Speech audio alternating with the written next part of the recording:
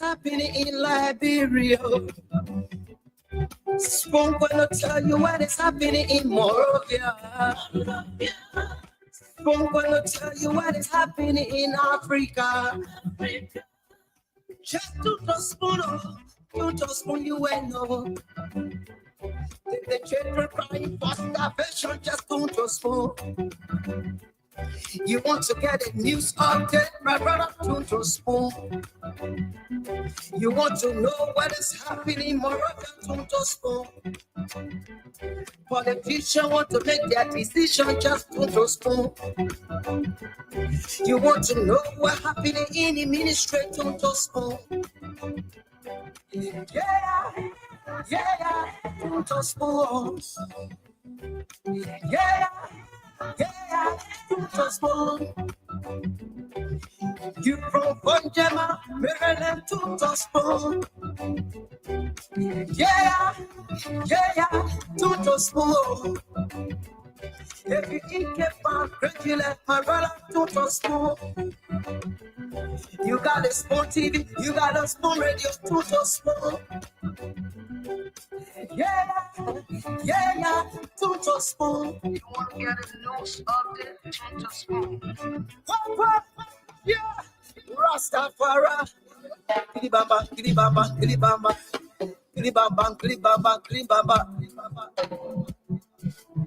What I want? Yes, party. TV. Yes, party.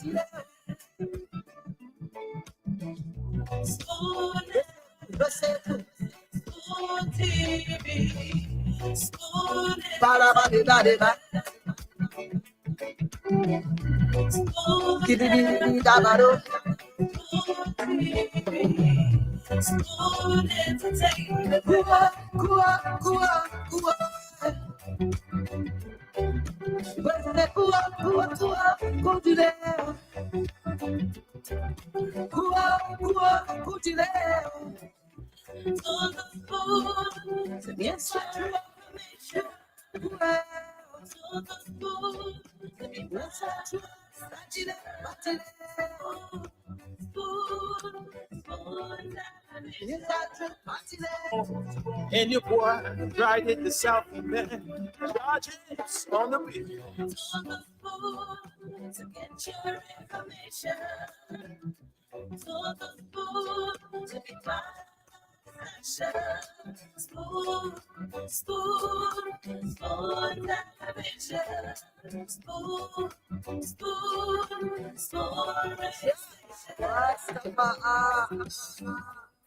Spoon gonna tell you what is happening in Liberia.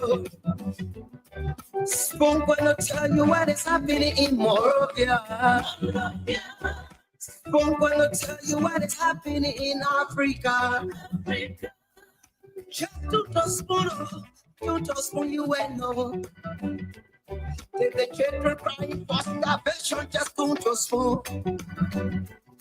You want to get a news update, my brother, to spoon. You want to know what is happening in Morocco, to spoon. Most definitely, if you want to know what's happening within Monrovia and the entire country of Liberia, just turn to Spoon and you will definitely get the latest information within the Republic of Liberia. Well, folks, I'd love to say good evening,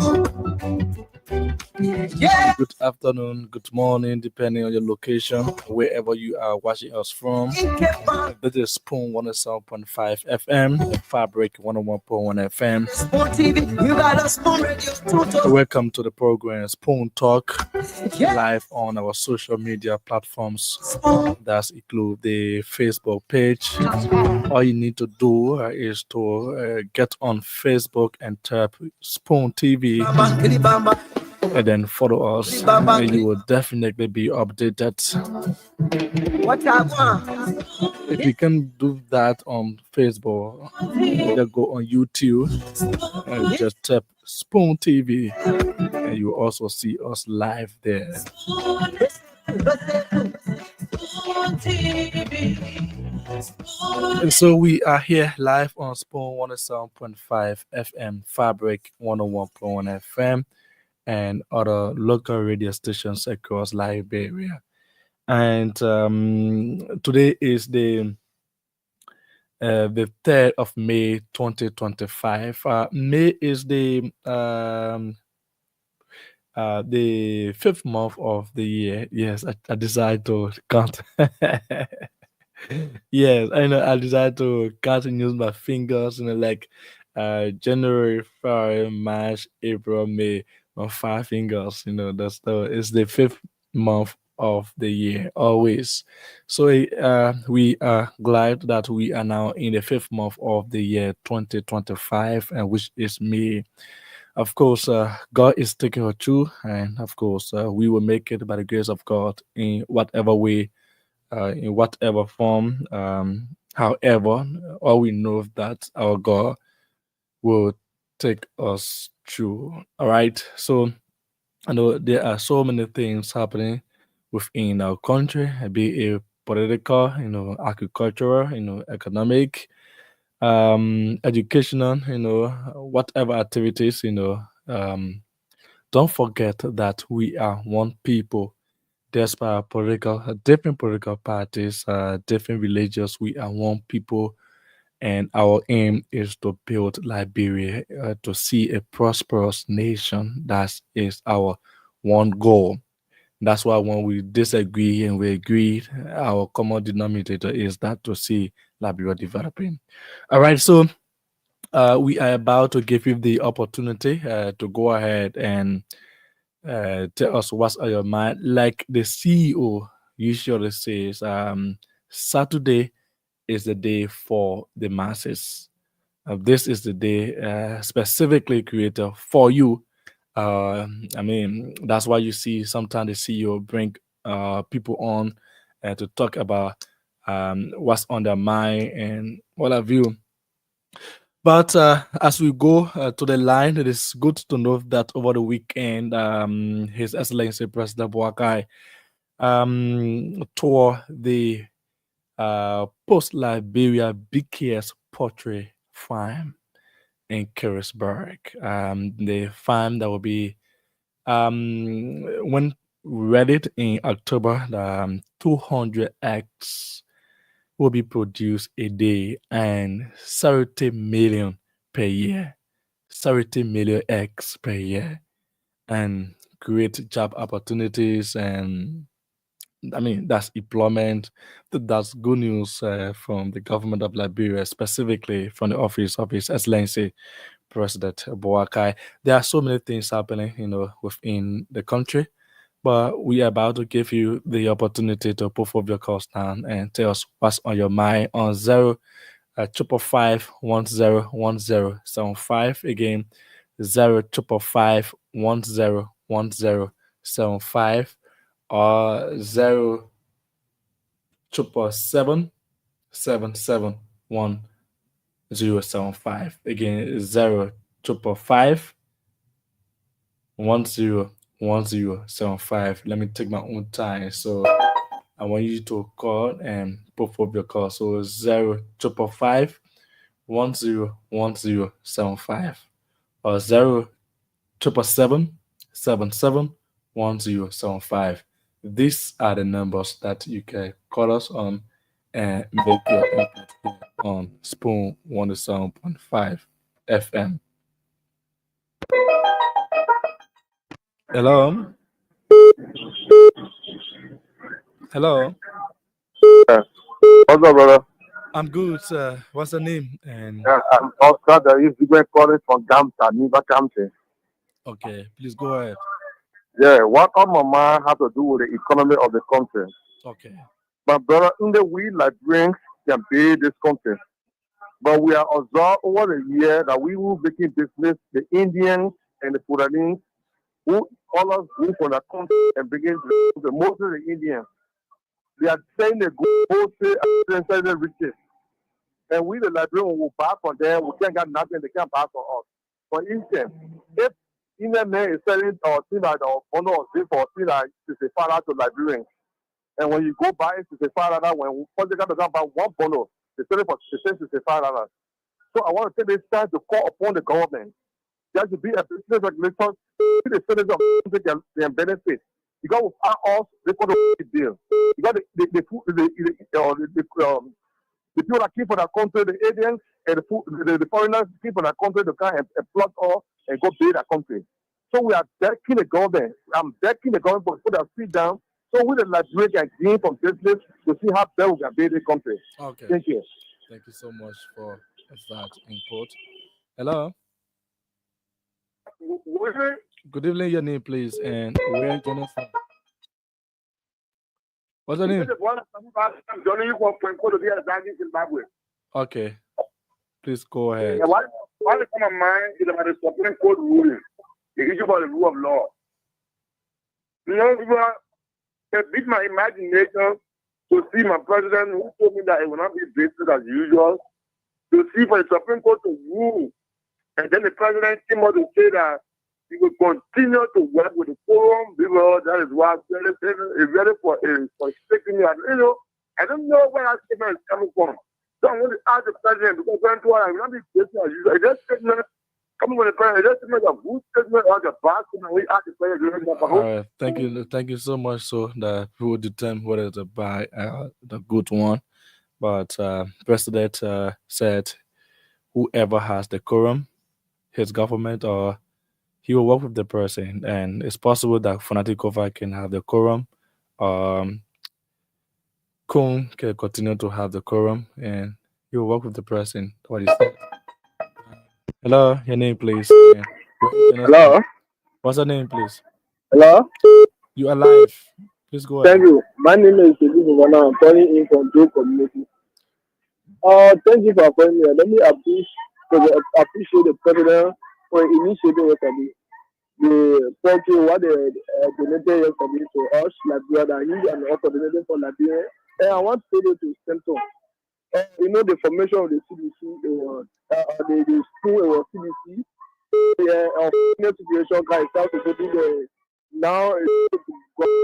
Now if you go back to CDC, but no problem. So I want to tell CEO the thing that happened before. Thank you. Say one will try to get the detail from the former vice president. CEO going the all kinds of the men that will go for judging. Let me say this to CDC. Hello. Hello. The statement was not definite. Hello. Yeah, go ahead. Anyway, go ahead. Saying that CEO was talking that Senge have no right to get the detail from the former vice president. Yes, it is true. It's constitutional law, but he otherwise again the former VP now to be the tell the peace of the country. You to now to call for peace. And you know you have the follower. So for you to incite the people to say we got to go for chaos. So let them say the instigator. When they say the instigator for you, when be vulnerable like us, you will not say what he's saying, but for you say the man needs justice. It's very unfortunate. You not instigator and the man because you are enjoying the facility of the country. The instigator is marrying you. Then you tell the peace because we are not in power today because we have been able to burn down the Liberia because we are not in power. We come to what they call. So thank you. Do the thing what you want to do. If the government you do anything for them to be right. Even if we not appreciate people, they will call you people.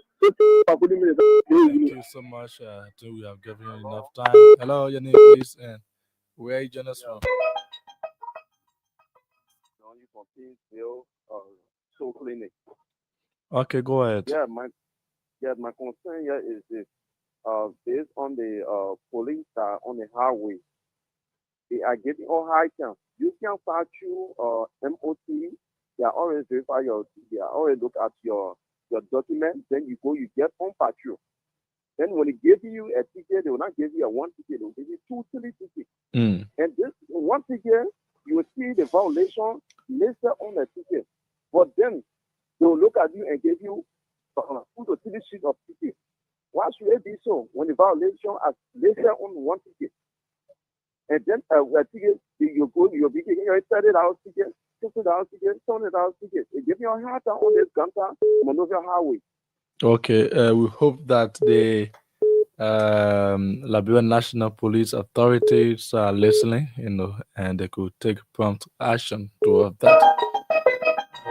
Hello, your name, please, and where are you joining us from?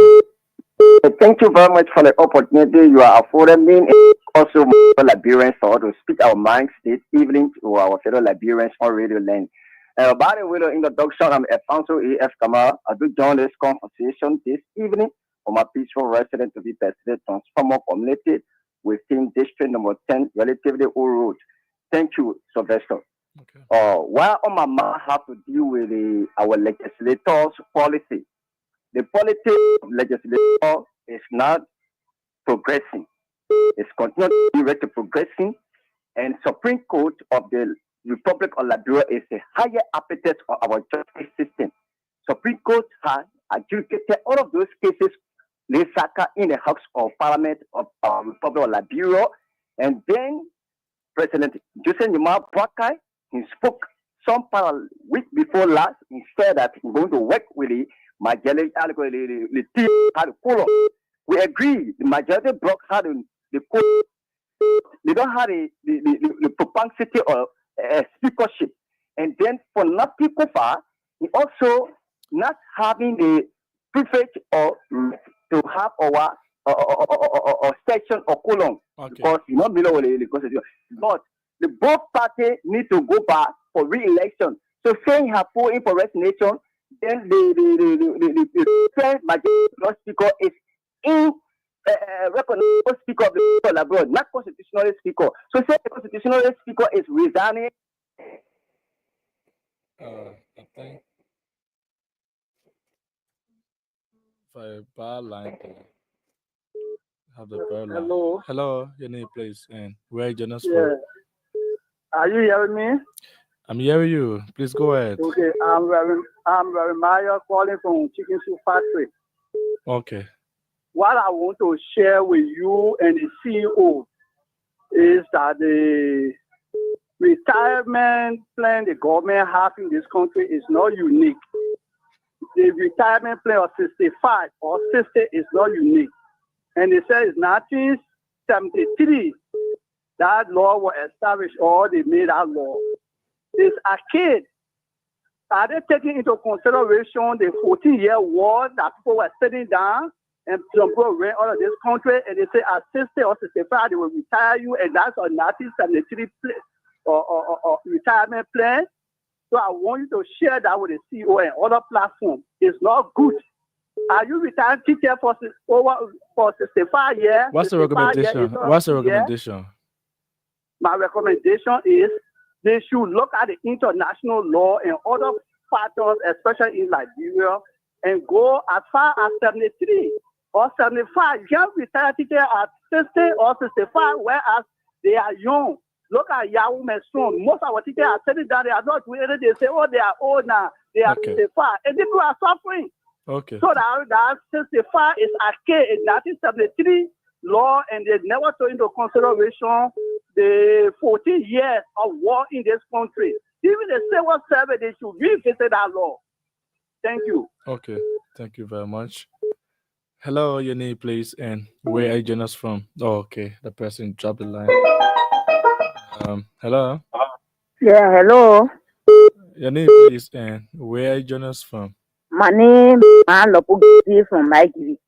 Oh, from Maggie. Which part of Maggie are you calling us from? I'm from District 3. District 3. Okay, our first female caller. Please go ahead. My concern has to do with our people that the legislature that we voted for them to do all good. They are not doing any good for us. They just bringing confusion in our house so that the president can get best, so that he can stop our development. But I'm praying that our president shouldn't get best. I appealing to him, our good thing that he's feeling to do for us, let him do it for us. All right. So that's my concern. All right. Thank you, Mama from Cap. That's Maggie Bicante, District 3. The president cannot get angry because he's on a constitutional mandate. Yeah, so there's no way the president say, "Oh, senior lawmakers are not working so much, so do I get vest?" No, he's running on a constitutional mandate, man. Hello, your name, please. Hello. What's your name, please, and where are you joining us from? I'm Jeffrey Mambia calling from Johnsonville. Johnsonville, Massachusetts County. Please go ahead. Yeah, it's like with the Liberian, I don't know why we take things out of context. Everything has been considered irrelevant by the Supreme Court. And the president has come out to say, I will work with Koro, which is legal. Then they are thinking otherwise, and they are turning it upside down. The man is talking the rightful thing. Those who does not have Quran and they are legal, they should have Quran. It means that it's a challenge to one who wants to become somebody or who is a legitimate speaker and he doesn't have Quran, let him have Quran. Okay, thank you. Yeah, I think that's the reason why he said you will work with Quran. Okay. So the ball is in the court of whosoever that is relevant. Okay, all right. Thank you. Thank you. Says the president is correct. The president's statement is legal. That's what he says. Hello. How are you? I'm good. What's your name and where are you joining us from? This is Gates from Moses Black. Moses Bly. Where do we have that community? The community to two people. Oh, okay. Please go ahead. Okay. Why in my mind is that a good sir, the president has sacked the guidance from NASCO. Some of our retired degree document saying 2019 they were retired or the transfer out there, we're not getting one cent document in our hand. Then the president tried to think about it. Okay. All right. Thank you. Thank you very much. 055101075 055101075 or 077771075. The number. Hello. Good evening. Your name, please, and where are you joining us from? Good evening, sir. My name is Mata Kane. I'm calling for AB Savoya. Okay, go ahead. Yeah, the one I in my man, 321 for 4 children, I was in Kakashi. But you know, he said, well, we'll not go pay around here. When I come to school, and 3 times people again, so I beg you. Is there when you give birth to your children? Kakata Magibi, when you hospital, 2021. Oh, okay. Yeah.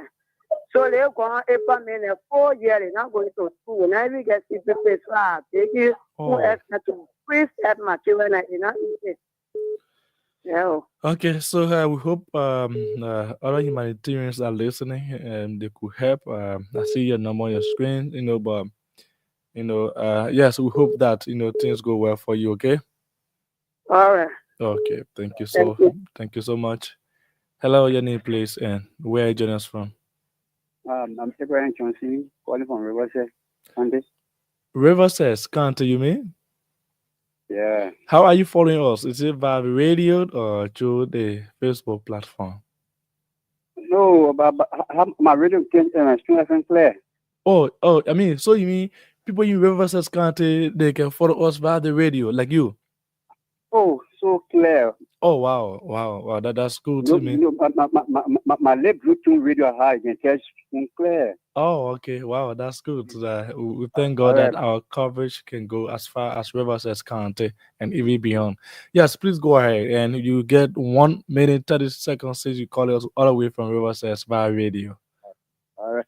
The thing on my mind this evening, they calling a running. We have some people who have some big club in Riverside in Yabasanya. Somebody using a curry and nobody using it, and not just a big curry, and the woman has some big club here. The men that are working, they post someone while in the woman house from up a poster in the woman house. Yes. And no horse have connection to all the opponents. No distribution here. But I saw the wire. So they've been talking there. But myself went behind about today. I already say I'm going to people and I saw the wire. So tell us the negative effect about what you just explained. Yeah, but it's so serious. I'm saying tell us the negative effect. What's the effect of that? Man, I want for the government to see after it because it is not correct. It's not correct. Oh, it's not correct. All right. Thank you. Yeah. Thank you. And All right. all right. Thank you. All the way from Riverside County. And he's getting us very clearly, following us via the radio. That's beautiful. Hello. Yeah, good evening. Good evening. Your name, please, and where This you is join us from? David King, and what is on my mind? You say what's your name? My name is David King. Okay, David King. Call us from where? Yeah, what is on my mind? It has to do with a Where are you calling life us from, brother? at the government ball doing campaign. Even in government, they are continuing to they still continuing to lie. The Liberian people, I used to say Liberian people, they don't have good thinking faculty. You know, President Boakai, he came to the country, he promised the Liberian people a lot of things that he has failed to do. What are those things that he has failed to do? President Boakai promised to give every Liberian child. Every He Liberian promised, yeah, he said you're going to give job, abandon job to the people of Liberia. Every Liberian job. Hello? Hello? David King is gone. Yeah. Hello, your name, please, and where you join us from? This is Ben just calling from Corwell. All the way from Corwell. Please go ahead. Okay. Probably my concern has to do with the truck driver. The truck driver, we want to really do the truck driver in Liberia. Oh. Probably the truck driver finishing our citizen to be friend. The truck driver finishing our citizen on a daily basis. See what happened today in New York today. And is it okay? What happened? What's going on? Yeah. To be friend, what's going on? Can you tell us what happened today in New Georgia? Yeah, around one Kule or Campo there. Oh, give up Kule. Yeah. What happened there today? One is truck driver one guy today on bottom side on the back. Wow, okay. Yeah. I don't know. I don't know where they well, because I believe that the church house is owned by majority of those leaders in the country to be friends. That's why you see this thing happening. The other country, it thing happening every time church house when I'm brought will be DV from DV all over every day. What's going on? I'm going to get to put the wrong in there. Around 12 o'clock again, going to running. For every day, more people that pass me, see them. They can me take time. They will come again. You can me see they say they can't like bro to be killing and pool. For what? All right, thank you so much, and we hope that NP and other relevant institutions. That means that every day I tell them, my brother. Institution, yeah. Institution can do the right thing. You know, it is good that most of these trucks can run at night. Hello. Hello. Your name, please, and where are you joining us from? I'm Darrington Town, calling from Claristown. Claristown, District 14, right? Montserrat County? Yeah. Okay, go ahead. Okay, thank you very much. You see, my brother, most of the people that you hear them saying that the president is not respecting rule of law, he don't want. I mean, why the Supreme Court came up with ruling and he say, well, you know the reason I saying all of these things? They want the president to just take side with one individual. For that reason, they call him a lockdown. And then human being in your own thinking, if the president had not worked with the Quran at the time, you think the son of ahead you are going to go? No. You think the budget will pass? This budget, you think you're going to pass? You are not going to pass. So they only want the country to shut down. That they're concerned. So all these things we're talking about, brother, the civilians, they are just wicked set of people that they don't have the country have, that are major in. That they're in. So all these things they're talking, if the president has just said, okay, let me just tell you how we go and mean that the country might just like that, nothing should happen. Then they know all of that. They know what they're doing. You understand? Okay, thank you. So let them stop hitting their head. The president said he will work with anybody like a Koro, even tomorrow. Kofa like a Koro, president will work with him. No, definitely. But they want the country to shut down. Thank you. Thank you so much. Anybody who has the Koro and the president will work with you. Hello. Hello. Your name, please, and where are you joining us from?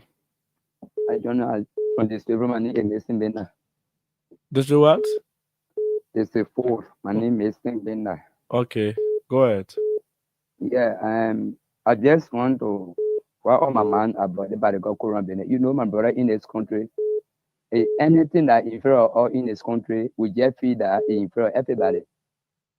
You cannot look at one person, you say Corona, and who are in the Corona? You can be the speaker. Let's look at it. Let's look at it too. Let's populate it. Let's look at the country. So if you say you're not looking at the why they speak up for the why for the for the constitution. Then you look at all them and the people say you will continue with the Corona. What kind of Corona you continue with? Then the see Corona and part the truth the they go on. Then people talk about they say, oh, the public public understanding. No go understand in Africa place. You can't lead the way the same thing. That means the way looking at the president. Somebody look at it say, I put people in the president on power. Then we'll say, yeah, because the majority allow the president on power. No, we have to go through the proper channel. You have to go through the proper channel before you tell the member, the speaker of that. For this saying now, then we go say now, then we go get our EP. That means our one and our one. The American speaker will get in the country. Because in a fair one, then the problem away and the problem away because it's citizen nobody what is doing no for the country. No, none that. Let's look at the country first. All right. Thank you so much. Hello. Good evening, my brother Cholope. Yes. What's your name, please? Thank you. My name is Josiah Smoke from Commander Peace Island, Commander of 540. Okay, go ahead. You know what people had got to do with the 1973 Executive Law Retirement Act or law. They think we like what should be advocating for. Like we should amend and we should look at these are law we should look at. First of all, let retirement be defined. What am I saying? How you will be a lawmaker who wait for election you won, then you went to the ballot for the second stage year and you were defeated, we rejected you, then why should you be receiving benefits? Retirement? Is that retirement? No. How will somebody retire at the age of 63? Then the government want to have now to get Gary. So what die in the process? That's retirement because you concluded your years, your 25 years. But the law not going to say that you go to the ballot and they defeat you. Why should you be retirement benefit? Is that retirement? Even the presidency, you go by yourself you are beating. Why you should even get it benefit? Is that retirement? Then you come and stay out there in politics.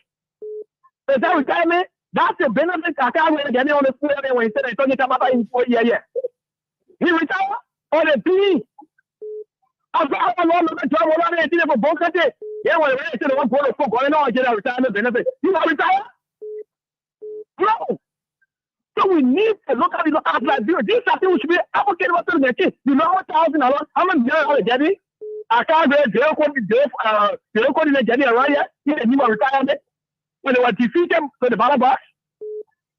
That law. These are things we should be teaching our lawmakers to look at a man and define the word retirement. Okay. Thank you. What's your name again? What's your name, please? Thank you. Josiah F. Smoke. Okay, Josiah F. Smoke. Thank you so much. I think everyone can see the anger and yeah, he's very, very much emotional about the entire night. Is it 1973 retirement stuff? Hello. Hello.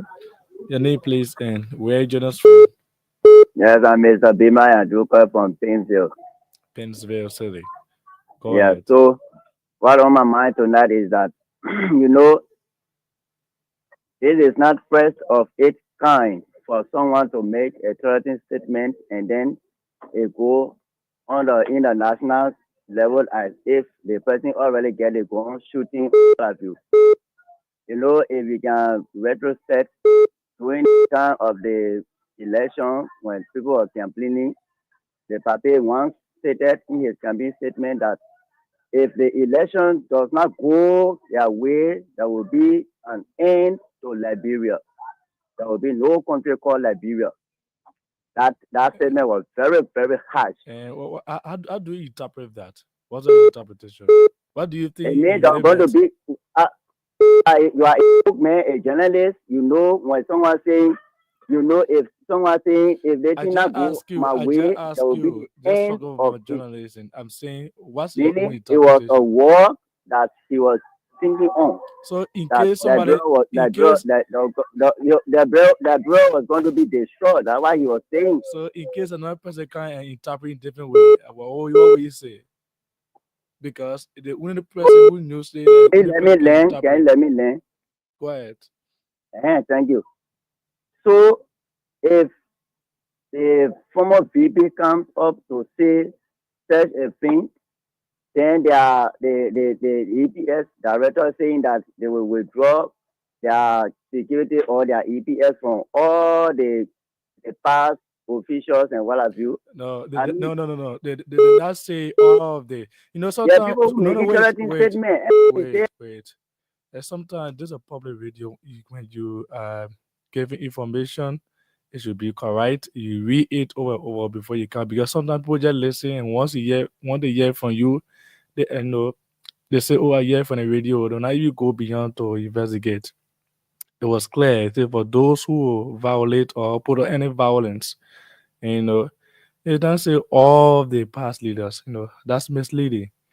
All right, but let's go back to the line. Hello. Your name, please, and where you joining us from? I'm Augustine calling from Firestone, Liberia, Drusa. Okay, please go ahead.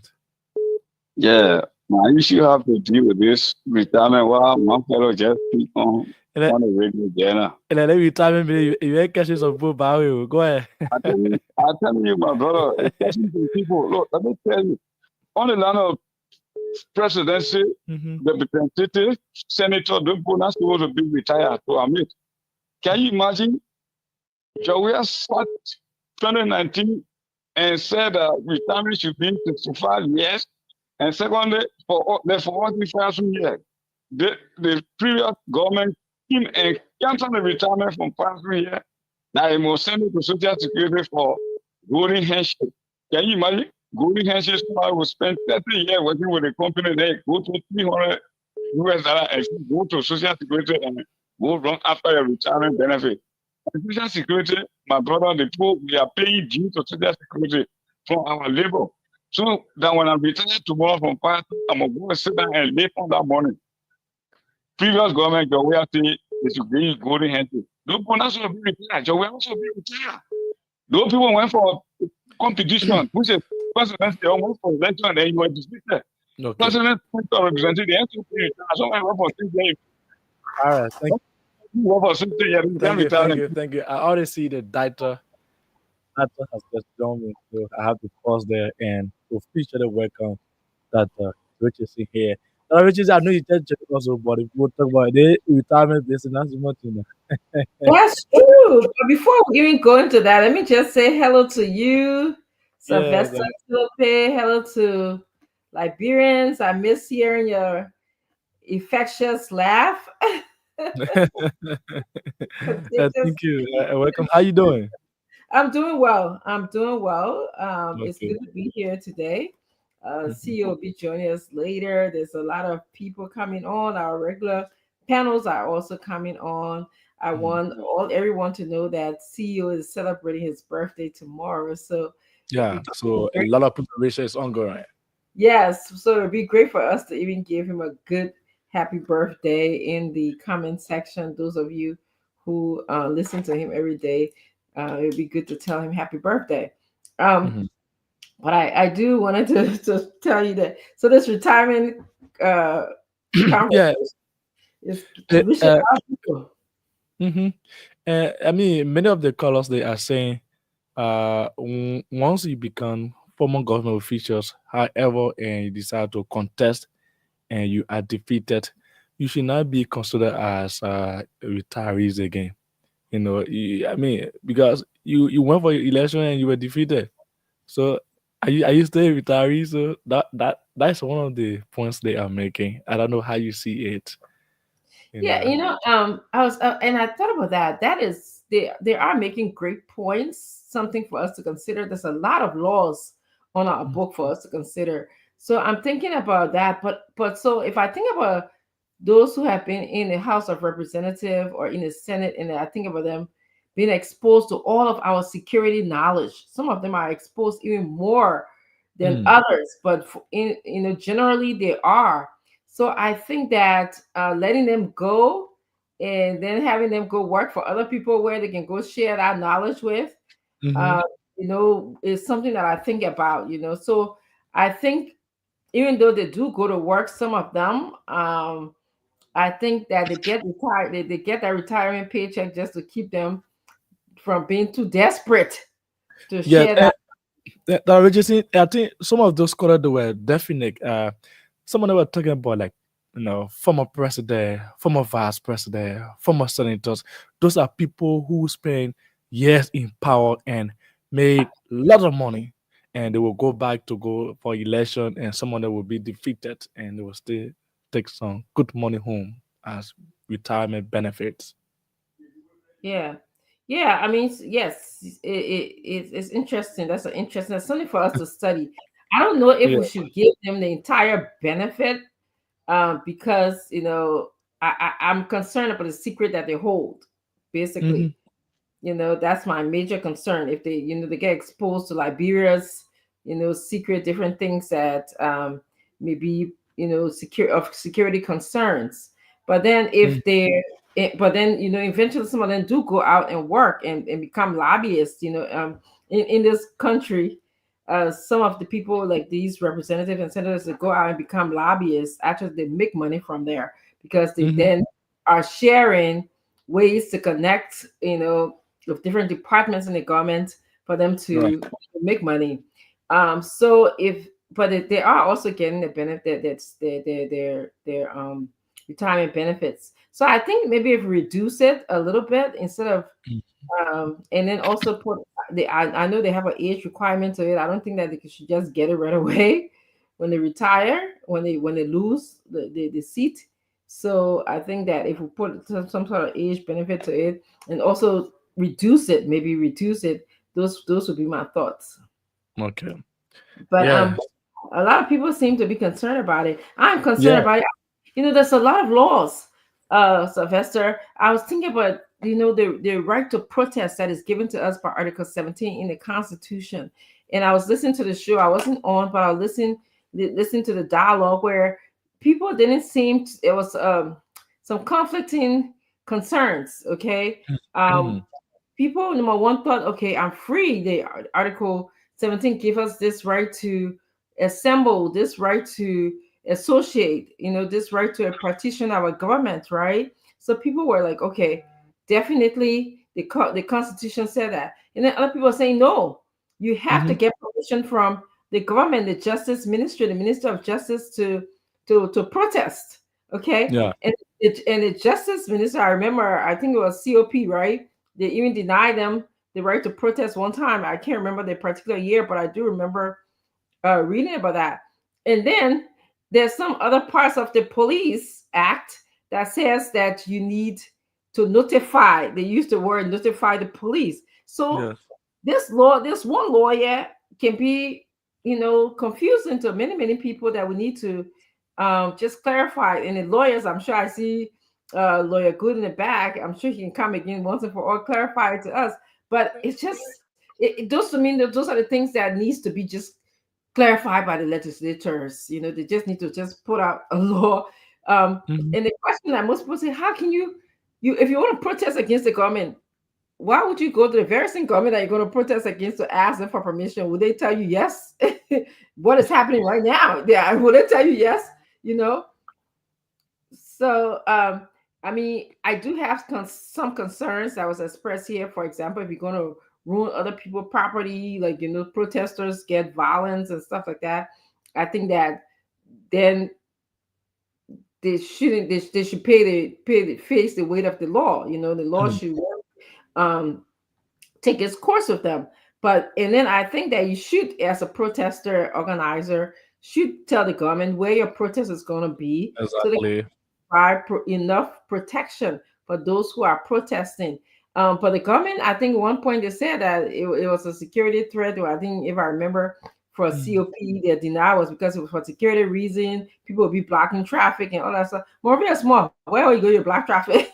so anyway, your thoughts about that, and then the lawyer. Let's bring the lawyer on too. He can probably share his thoughts on that as well. Yeah, exactly. Yeah, so those two for retirement in this protest business, they really the legislators really need to look into it because plenty of people got concerns about it. Clarity is very more important. There has to be a way to clarify that law. But please bring it. So, Pastor, if you have ideas, you can share that. But please bring the lawyer on, so maybe he can tell us what are his thoughts on this. Okay, me, Lafia, right? Yes. I should bring you on now. Yeah, yes, if you can. You want to take other calls or? Oh yeah, okay. Hi, lawyer. How are you? Lawyer, good. Attorney, good. Dr. Francine, how are you? It's long time. I'm doing well. Yeah, it's good to see you. Thank you for joining us. How are you doing? I'm doing well, Counselor. Doing very well by the grace of God. Yeah. Thank you. Yeah. I wanted you to help us because I know they had a discussion on this. I wasn't here, but I heard bits and pieces on this, and I know you very well learned in terms of the legal affairs of Liberia. So I don't know, how do you feel about this protest law? Because it's coming. I can just tell you it's coming. I've seen these people are planning to protest, and I know the law is not about your emotions. It's more about your cognition. It's more about your ability to what makes sense for the country. But I just couldn't fathom, the Constitution, Article 17 gives us the right to assemble, It also gives us the right to associate for those who are like me in political parties and trade unions and what have you. And also give us the right to petition our government. But then the government is saying that, and there's some act, the Police Act is saying that we need permission from the Minister of Justice, and then the police. Then there's also another thing that's saying that we don't need to give permission, but we need to notify. So I'm very, very concerned, confused. I need clarity here. What are your thoughts? Thank you, Dr. Francine.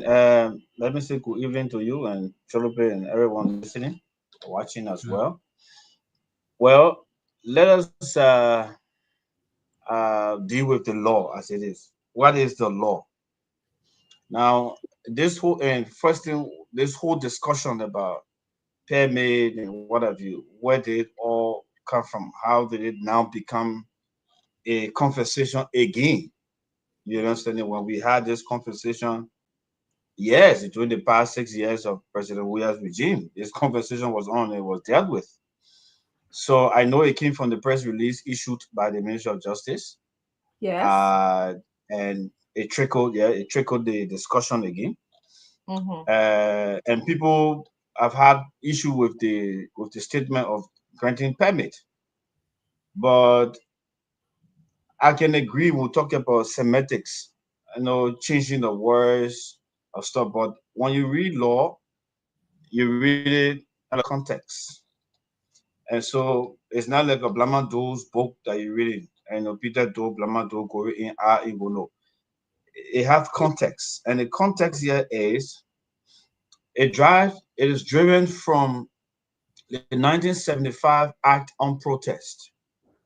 So there was an act passed in 1975 that gives the Ministry of Justice the authority to grant permits for demonstration and marches. That's how they term it, marches and demonstration. So that law, according to our research, was first challenged in 1986. Mind you, in 1975, there was this there was the 1847 Constitution that we're dealing with. That's right. And in section 5 of the 1847 Constitution, it gave the authority to assemble. The same language of Article 17 now in the 1986 Constitution. So with that law in place, the government passed a law in 1975 that you grant permit. In 1986, in March of 1986, the Grand Coalition, but then the 1986 Constitution had already come into force because it came into effect January 6, 1986. So January, February, March, 3 months after the Grand Coalition filed a writ of prohibition, they said they were protesting, and the government said they were not going to protest because they did not request a permit. So they then went to the Supreme Court.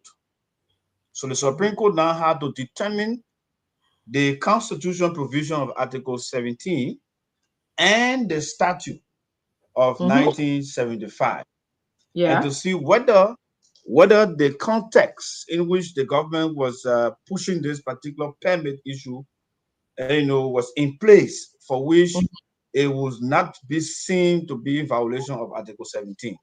So the Supreme Court ruled, and upholding that law, they upheld that law. That law is not in contravention of the Constitution because of XYZ reasons.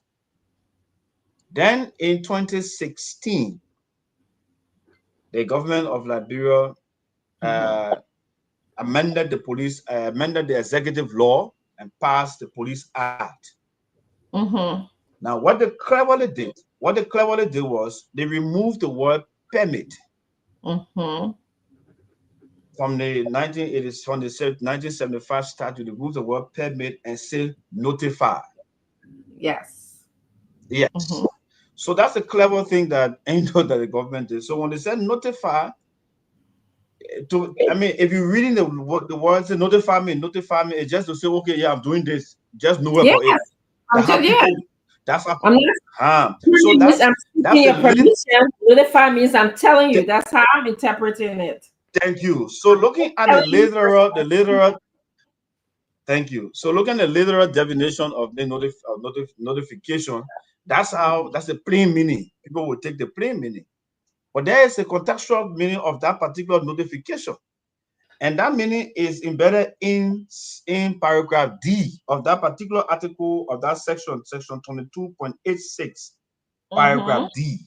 So if you read paragraph D, it says, where the county attorney, in consultation with the head of the police in the county, has reasonable grounds to believe that the special event, if held, that is the protest or march or demonstration, will lead to violence or endanger defense, public order, public safety, public health, or the running of essential services, or violate the rights and freedom of another person, he or she shall report the matter to the minister and request the organizers to cancel or postpone the special event to any other date or to relocate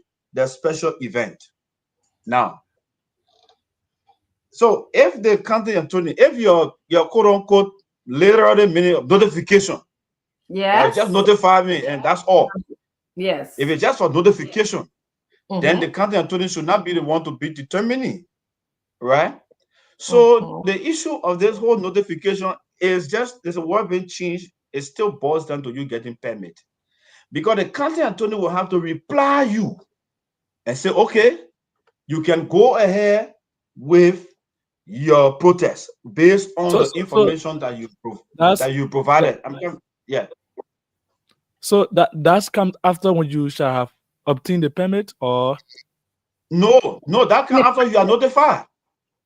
After you are notified. Attorney General. When you notify the county attorney that you want to assemble, you want to have a protest or march or whatever the case, the county attorney will receive that communication and speak to the police. Okay. And they will determine whether the atmosphere is conducive enough and whether it would not, endanger the economy, all the things are named therein. Before they will reply you, you have to get a reply and say, okay, yes, the protest is granted, and we'll have police officers. Yeah. So if the county attorney believes and the police believe that there will be the protest will all those conditions set forth, they will not accept it. In fact, they will tell you to cancel it, or they'll tell you to what? Go to another place.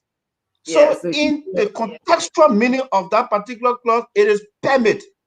In the contextual meaning of that notification, you will need permit. Yes. So, I notify you. Yes, you are permitted to go on because the security situation is clear. So let me hold you right here, Anthony Good. This is a wonderful, wonderful conversation that we are, informing the Liberian people. But I have a very interesting question. But if you just join us, you're listening to Spoon Talk. We want to welcome all of you. There's so many people that are coming. You make sure that you share the show. And we're having this very spirited. We just kind of opened the show and started running with ideas because I had all these questions that were on my mind regarding I believe there's a protest that is coming. This is my belief. I'm not saying that I'm supporting it or not supporting it, but I believe it's coming. Okay. I've been having this feeling. So I'm just going to take a few minutes to just welcome. I see Dara Moore is here. Aman Freeman is also here. Lawrence Gay is here. Sekou Jabi is here. Elizabeth Brown is also here. Johnson S. Ceylon. Mani Pali is also here. Friendly Ware is here. Vivian Jones is also here. Manjana's son is here. Benjamin Karanda is also here. Gabriel Boima is here. Iseru, Pearl Campbell, Yamutu Mensa is also here. Alfonso Niceman Alves is here. Tipo Piquet Denster is here. Sam Rennie Siafa is here. Justina H. Kenna is here. And all of you who are joining Spoon today, we want to tell you thank you for joining us. It's going to be a spirited show. I'm also going to bring in Jeru Gibson to the show. Jeru, I put on different name for me, but I know he has Jeru Gibson. He will tell us how Yambo, I gotta see that last name. He will tell us more. Santa is coming. He if you want to wish him a happy birthday, tomorrow's his birthday, so he's on his way. Give me Chinese. Cheryl, what kind of name Yangbe? Oh, I couldn't see the phone. You know, listen to the Yangbe? It's Nyangbe. That's my real name there. Oh, okay. It's been a long time since I saw you, but welcome to the show. I said you just joined. I was just telling you what, just jumping into this topic. This topic about protests, okay? It's been kind of, Liberians have been asking a lot of questions, which suggests to me that it needs to be clarified either by the current legislators, okay? Yeah. What does notification mean? What does getting protests mean?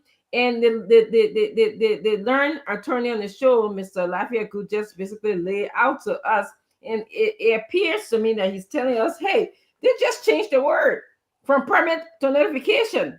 That's what he's telling me right now.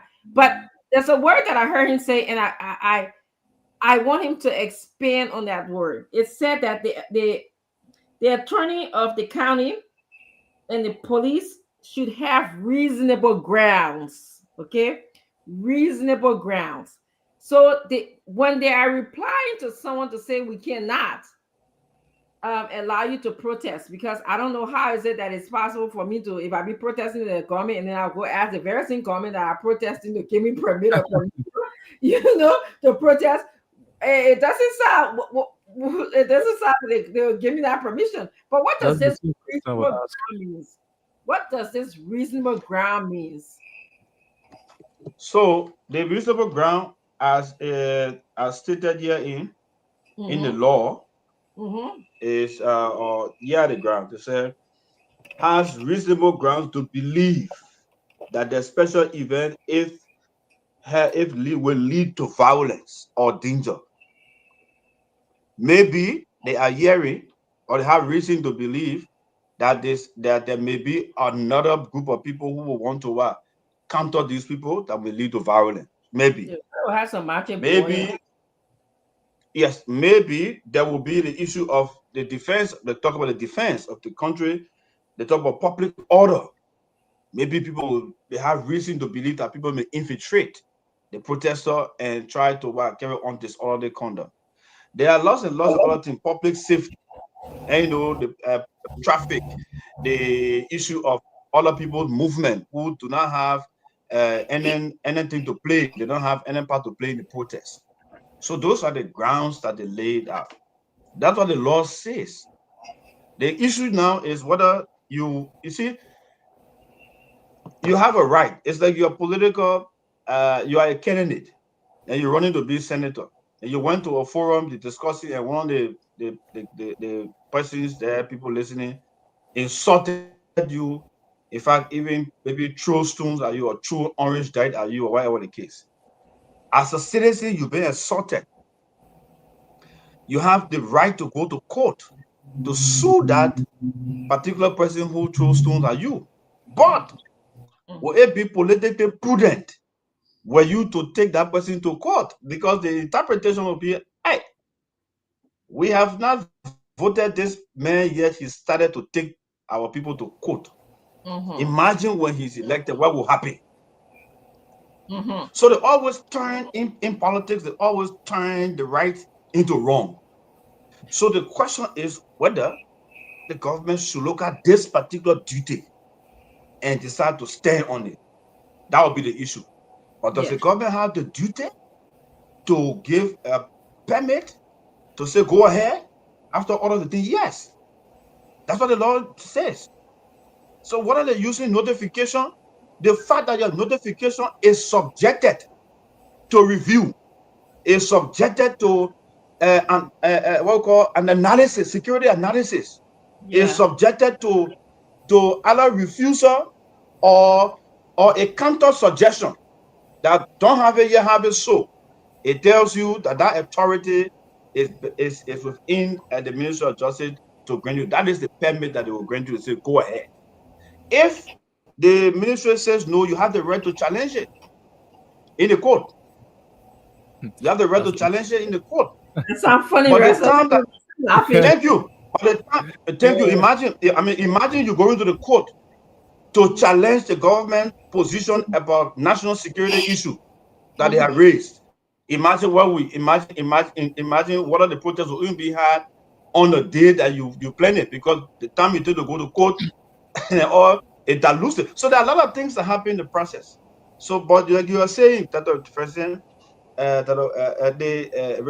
the duty of the government. Look, government does not show strength to its people. No, government is a seventh instrument, organization for the people.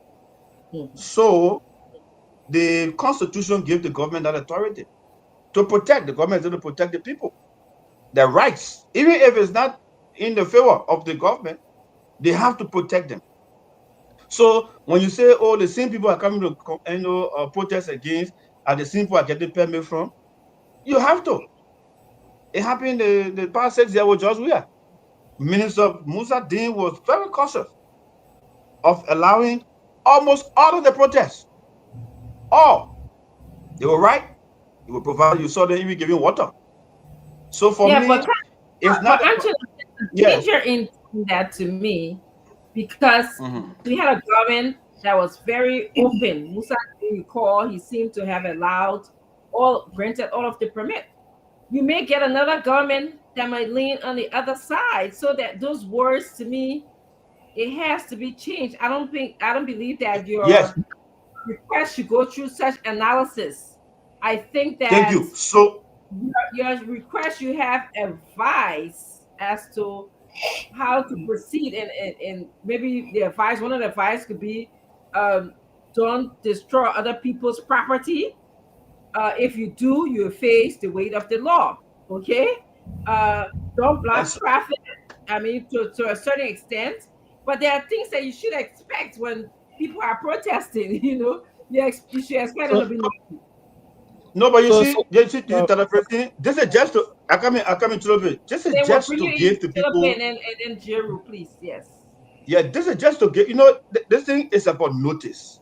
Look, it's just about allowing the public and the people to understand that there is an authority there, that certain actions can be taken at a certain point in time. I'm actually where I am. I don't think, I have no reason to believe that the government will stop people from protesting. No. The government did say that protest is illegal. I read that somewhere recently. No, protests without permit. Without permit. That's right. Without permit.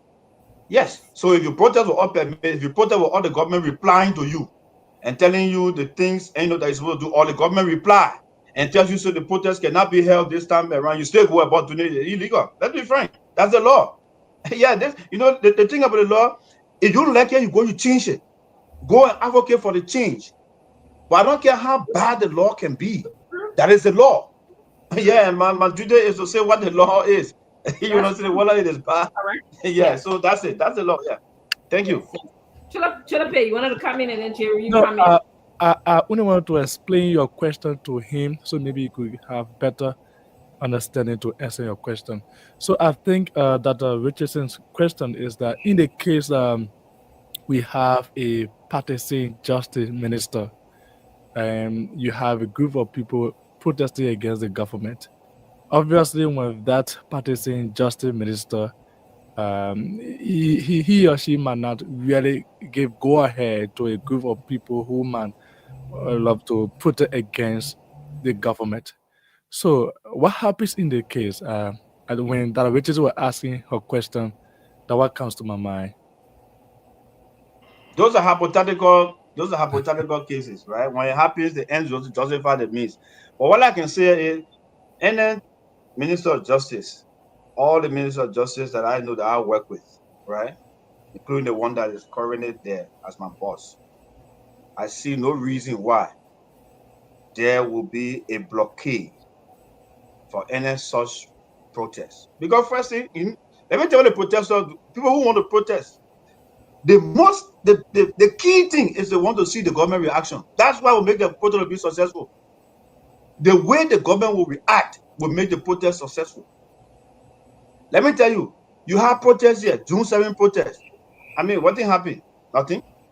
You had the last biggest protest that we had was the attire suffering protest. Nothing. So the way the government will respond to the protesters, give them water, give them biscuit and other things, it will end up killing the momentum of the protest. But when you react, when you show strength, that's where the problem can come from. And that's what the protesters want. They want you to react contrary to what they want you to counter them. Then they feel successful. Yes, that's what they want. They want you to come and they want you to come and release tear gas. They want you to come and release tear gas. That's what they want. Because at the end of the day, the blame does not go on them. It goes on the state.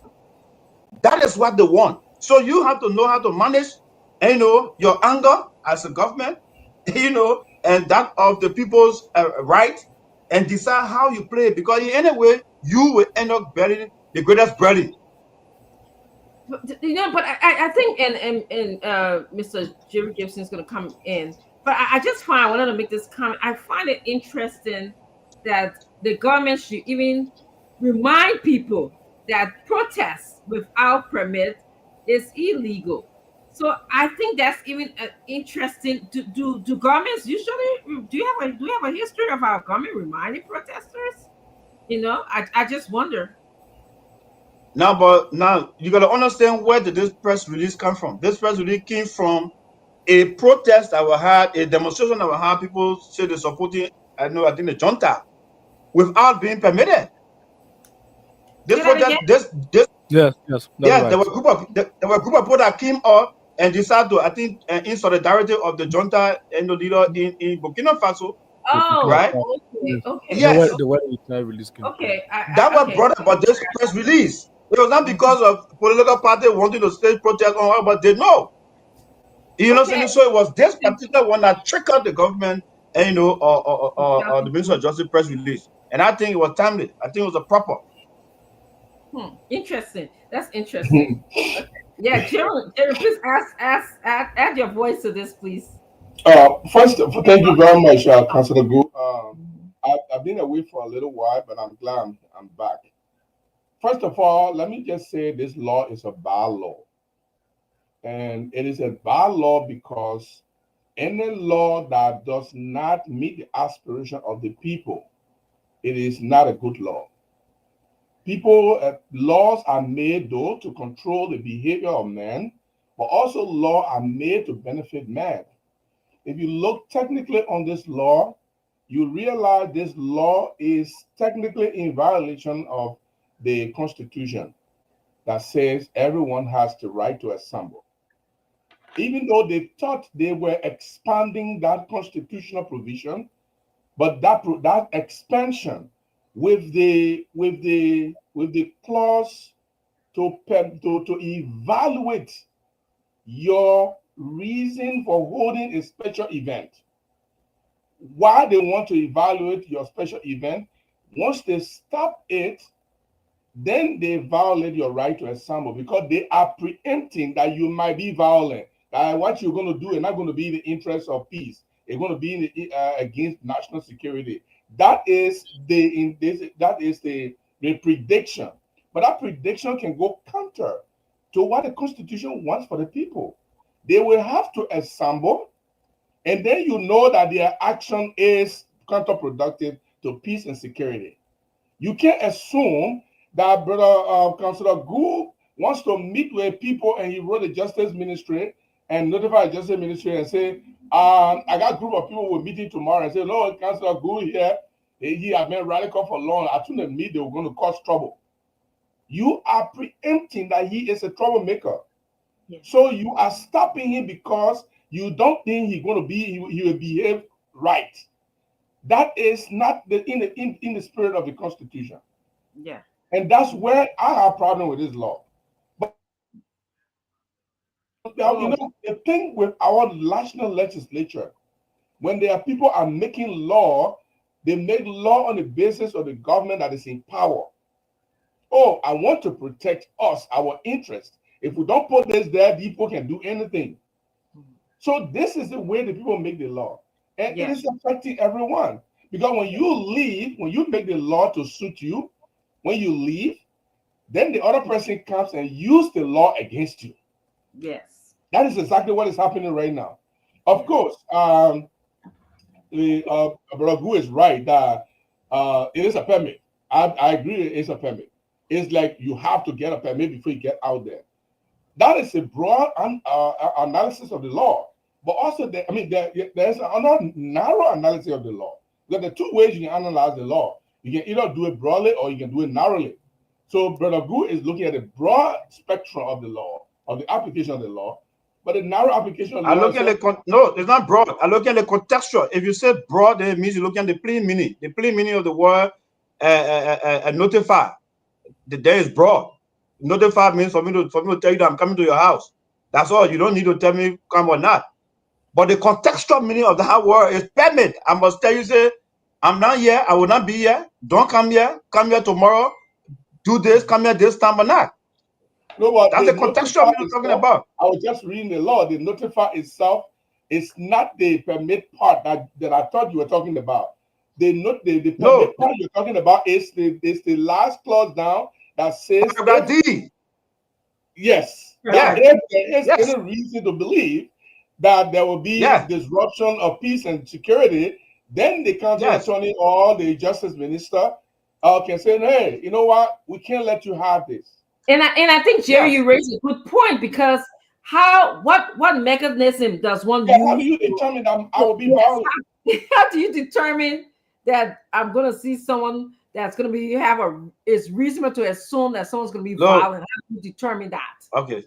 Data Regency. Let me take. I want to speak to even the reason. And you were right. The reason for that Justice Ministry release was in connection with this Liberian citizens want to host a rally in support of Burkina Faso's Traoré.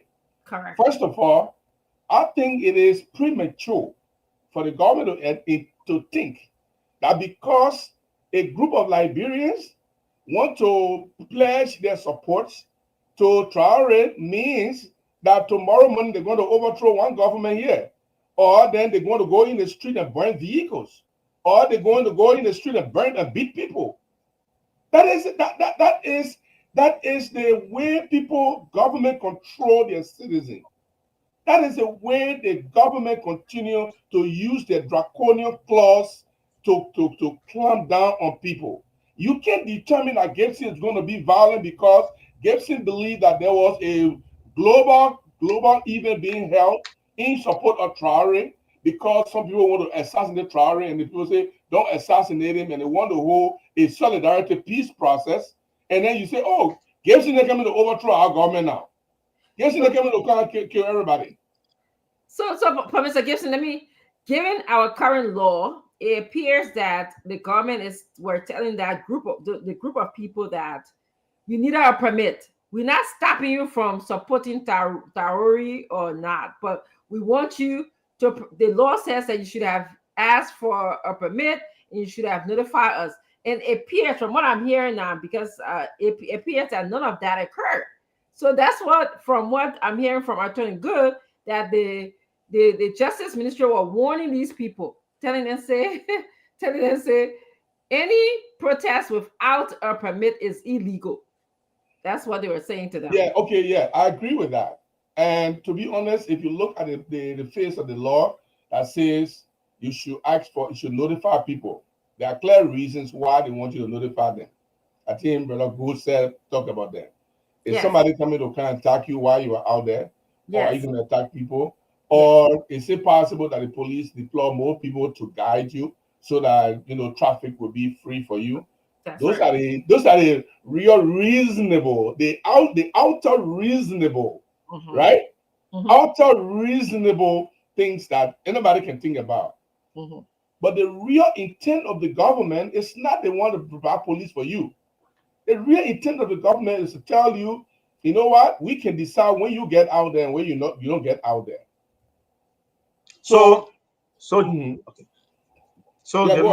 Why you want to? So you just held the government. What I would say that why the government will be preempting, and what will be done. Yeah. No, I mean that. Then you hear also preempting the government.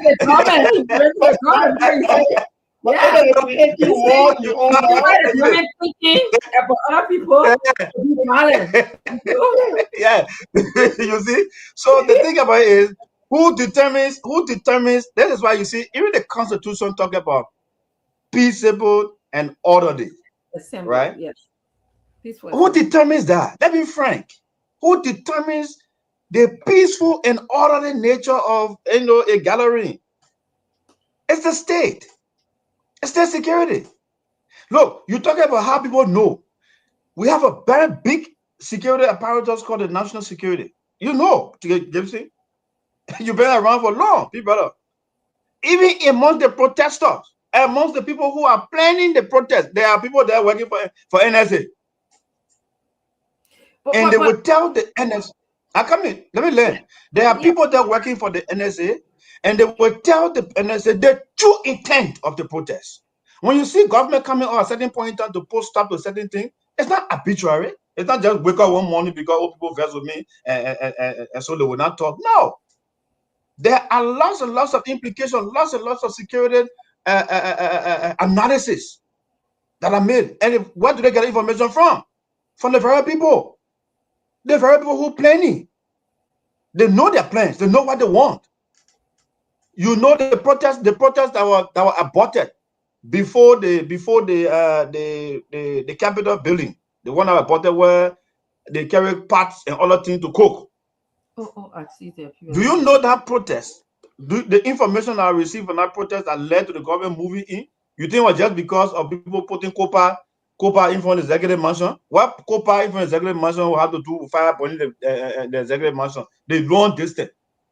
Yes. There were information. Great, yeah. We will not talk the information that I received, but there were intel that other actions were being taken that were led to violence. That's what the government moved in.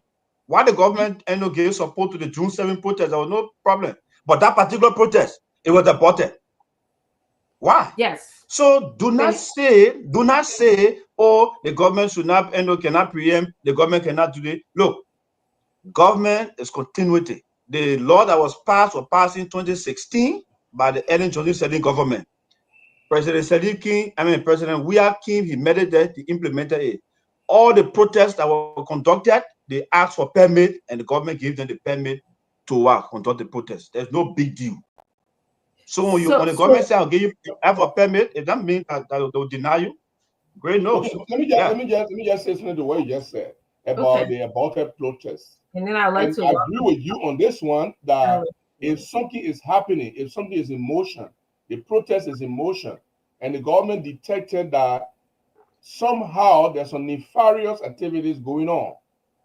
So now they realize that some nefarious activities going on. There is a probable cause now to make a determination whether this thing can go ahead or it can be aborted. And so it was aborted. That is what I'm talking about, Brother Gu. If the protest is in progress and there is a security information that at the end of the day, people are planning to overthrow the government, or people are planning to burn a building, or to wreck vehicles, the government now knows that there is a probable cause to abort this process. But when I am just planning my protest, in fact, let us say protest, because protest is something spontaneous. No government can start out for a permit in protest here. We're just talking about protest. Protest is spontaneous. Because if people get angry at the guy in the street, let me see why the justice minister will go in the street and say, you ain't gay protest, you're not guy in the street. People get angry at the guy in the street, they are protesting. I think what they are trying to stop is peaceful assembly and stuff like that, and demonstration, that you plan ahead of March and demonstration that you're planning maybe 1 month, 3 months from now. They ask you, say, okay, let us know what you're going to be doing. That's what. But right now, in Morovia, there's something happening right now. Okay. And the citizens of Morovia, they are angry. They want to get in the street. No police officer can stop them. They will get in the street. Okay, yeah. Mr. Gibson. I want to take this time to just welcome our panelists. I want to welcome Raymond Gray. I want to welcome Mr. Tamba Galas. And I want to welcome Brother Representative Mr. Gray. You just met us in this conversation. We got a lot of clarification. I personally believe that the law regarding protest needs to be clarified. I've seen some movement in the law, as explained by Attorney Good here. He talked about the Constitution, of course, the 1975 Constitution, and led us all the way to 1966 law and move us to the 2016 law that now asks us to notify the government and the Attorney General of the county, and also the police can, if they have reasonable grounds to believe that the protest will be violence, or it was going to be against security concerns, or if it has security concerns, or it's going to be the public misconduct, then they can stop the protest from happening. So that's what we're talking about. I personally believe that the law needs to be clarified, number one, and I'm siding a little bit with Jerry Gibson, who believe that we don't know how a protest is going to be when somebody protests or demonstrates. We can't just assume that just because someone applies for a permit that the protest will be violent. Okay, so I feel like I would suggest to lawmakers that in order to agree or deny a permit, you have to give them reasonable grounds. I'll use the same words, reasonable grounds, or reasonable explanation why you feel they should not demonstrate. For example, you can tell us it based on security information we gathered from XYZ and so date, we believe that a protest is going to end in violence. You tell them that specifically, and that's why you are denying the permit, and you make that known. But you cannot assume that you cannot preempt that something is going to be violence when it has not even started yet, and that's the ground that I'm standing on. So let me hear what you have to add to this, Colonel Gray, and then we'll go to Mr. Galias, and then also Mr. Representative Gray. And Thomas, I think I pronounced your last name wrong, but you help me there when your turn comes. Go ahead, Colonel Gray. Good day, Doc, and rest of the panelists. You know, it's difficult to preempt crime. I cannot look at you and say, on the 20th of May, you will steal. But there's a theory in criminal justice called the broken window theory. Yes. Where a window in a neighborhood, rundown neighborhood is broken, and there's burglary all over the place. If ignored, one can assume that process of burglary will exacerbate, it will just continue. That's why they call redlining sometimes. Certain neighborhood, they just draw a map around it that this is the hotspot area in the community. But even at that, it's very difficult to preempt that somebody will commit a crime in the future. So, but government has reasonable suspicion whenever a protest is termed anti-governmental protest. So all of this construct they're putting in place is to preempt the likely outcome, but acts are reactive. That is, you react when they occur. You can prevent, depending on your manpower and so on and so forth. But whenever somebody say we're going to demonstrate, government, suspect that is an anti-governmental action right away. And probably that's why they put some of these laws in place. But one thing precedes all of those kinds of action is the fact that people are entitled to their fundamental right of freedom, right to assemble, those kinds of freedom, right of association. They're fundamental. In other words, they are God-given. For you to take that from anybody, you have to have very good reason to do so. So when government comes into place, especially a government that came into power through other civil disobedient actions. When I say that, it's not a coup d'etat, but this government also, elements there were busily engaged in civil disobedience, having their own protest station everywhere. So if they benefited from that, how can they come now and want to put something in place that will prevent others? In my opinion, it's like you fan in the flame, so it's going to blaze more. What you could do is to put something in place that will protect the marchers so that they don't go beyond. If they do, then it becomes criminal in nature. Well, until then, look, Jerry said it.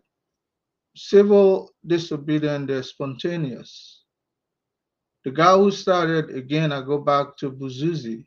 He didn't anticipate that it was going to spread all over the Arab Spring. But he lit himself on fire. Other posts saw that as a means to, counter their own government. And from there, the entire Arab world was upside down. That's spontaneity. So I think government is treading on a dangerous seat. I think they don't have the solution to guide our democracy, and they have to do better than that. Thank you, Mr. Gray. I'm going to move on to our next panelist, Mr. Tamba. Please tell us your thoughts here, because I've been there's a couple of posts on Facebook that are sort of indicating that are people that are gearing up in our country to protest. Okay. And there were clarification made by the attorney here that notification that came out by the Justice Minister wasn't directed at the people who are gearing up to protest for whatever reason. It was mostly directed to the people who are protesting for Traore, okay, who are in support of Burkina Faso.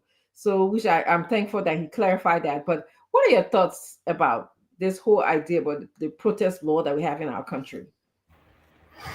Thank you, Dr. Richardson, and good afternoon, my fellow panelists, and good afternoon and good evening to our followers in Radio Land and online. Protest in our Constitution, Dr. Richardson, is coded within our Constitution, the Constitution of 1986. It is a right as part of our freedom of expression. It is a right that cannot be curtailed by any government, and it's a fundamental right, period. And I think that is known. It is established by the Constitution. However, I know that we did discuss this topic sometimes last week or this week. Yes. I know that in 2016, there was a new act that was promulgated called the Police Act of 2016 that was passed. And our Police Act did say that if you plan to protest, if a group wants to protest, they should notify the government. It doesn't say permit, but I understand where we will argue, or the councillor will say where connotatively it will mean once you have to notify the government will have to agree to say, well, you can protest on this date or you can protest at this spot. The government can have some say in terms of where you assemble, when and where, and time frame, right? And the government role is to ensure safety for both the protesters and the rest of the population or the public, to safeguard property so that just in case protest was to get out of control, the security apparatus is there to help control, for crowd control and things like that. But in my view, though, democracies shouldn't be afraid, or a democratic government shouldn't be afraid to allow protests to happen, because protest is a vital component to any healthy democracy. It serves as a powerful tool, to remind those in power, to hold them, dissent as a whole, to hold their feet to the fire. Now, protests may not always lead to the desired outcomes. Sometimes it may get violent. That's something, it's human behavior. But protest as a whole is something that should be encouraged. And I think governments sometimes react because they are reacting to the situation, to the climate at the time. And in this case, Captain Ibrahim Traore of Burkina Faso's movement is picking up steam. He's getting massive support by across Africa and in the diaspora. His videos are all over. His speeches are being broadcast across the social media platform. So any government in Africa nowadays who may not be progressive or proactive in addressing those things, where you have unemployment going across the roof or through the roof in our country, for example, in Liberia, we hear young people coming together where the majority of the people in our society are young people. It makes any government to be afraid, to be squeamish. But I think their reaction may not be appropriate. I think they overreacted. But protest as a whole is a good tool, and it shouldn't be curtailed in any society, including our society in Liberia. Thank you, Dr. Richardson. Thank you. So, Mr. Thomas, I'm kind of hearing your side with Jerry Gibson a little bit, who actually said that he believed that this government is a little jittery because they're hearing about Traore and that all of the things that he's doing in his country to make a better living for his people. So the government responding to them, to these protesters, that, hey, just remember, you guys don't have a permit, and so you're protesting here for in the direction in respect of Traore. You need a permit. It's illegal. It's illegal for you to do that. So I think it sounds like exciting to Gibson Jerry again a little bit. In a way, I see it as a balanced approach, right? Government shouldn't overreact. Government shouldn't curtail. If you want to really engage these young people, it's their right, but don't say you cannot protest or don't threaten them, right? There's a way you can engage them so that it doesn't turn violent. What you're making some face over there, Counselor? Yeah. But Tama, you cannot say that the government threatened the people. No, the government notified them. I told you, lawyers don't threaten people. We'll give people notice. The Minister of Justice notified the people, the public. Is it possible that a notice can be? Is it possible that a notice can be threatening and non-threatening?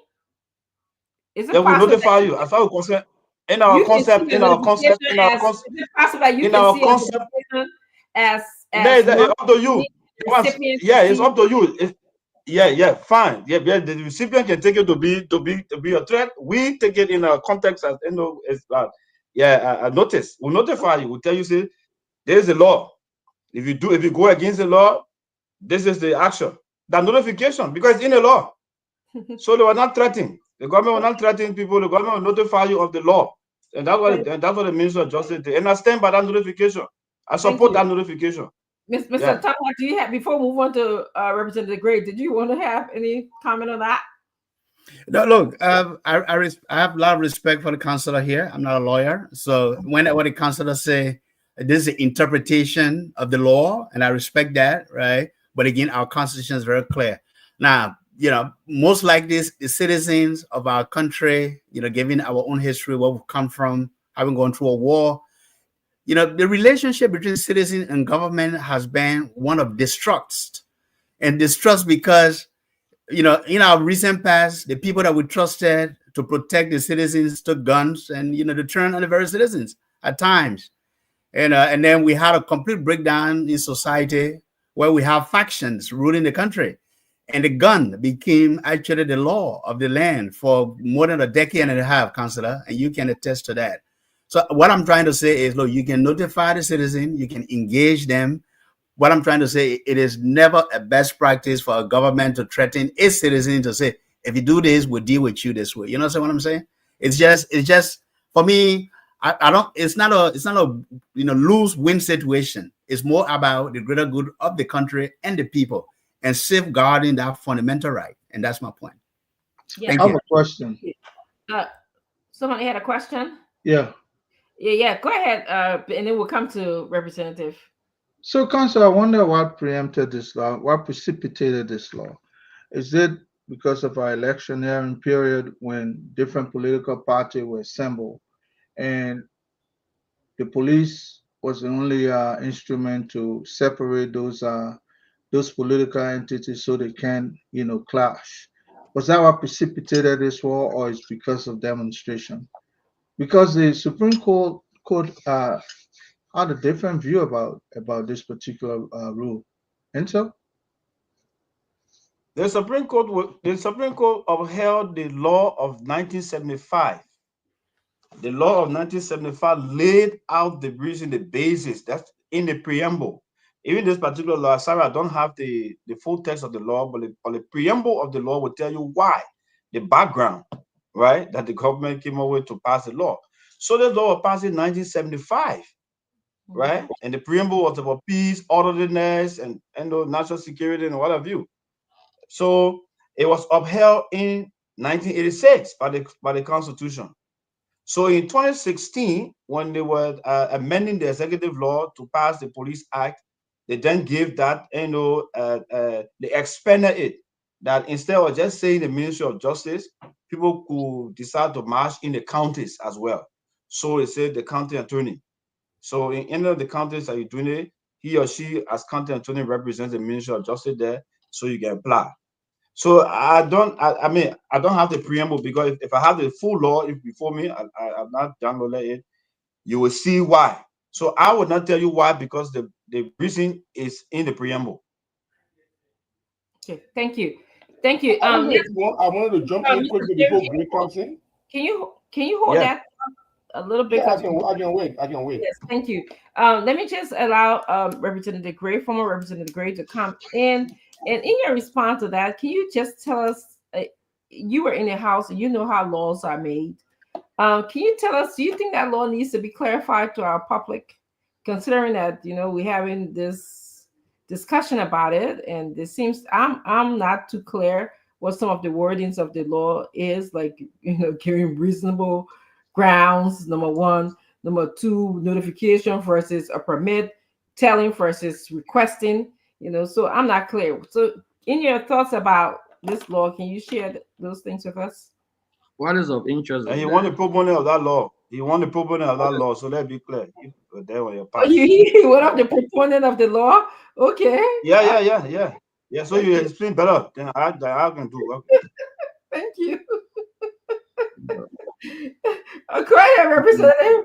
Great. They say you propose. You are one of the proponents of this law. You are involved in the making of this law. Yeah, the 2016 law.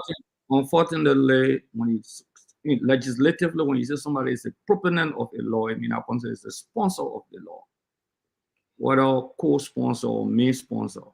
Or maybe you voted for it. Could it possibly be? No. I'm speaking legislatively. This is not how people think us are. When they say you are a legislatively, because you say I was there. No, the executive is the proponent of the law because an executive law that they want an amendment on. I wonder if he meant like if you voted for it. I just wonder. No. Let me that's what I meant. That's what I meant. I meant that the law was passed at the time he was lawmaker. That's what I meant. Can you just hold on?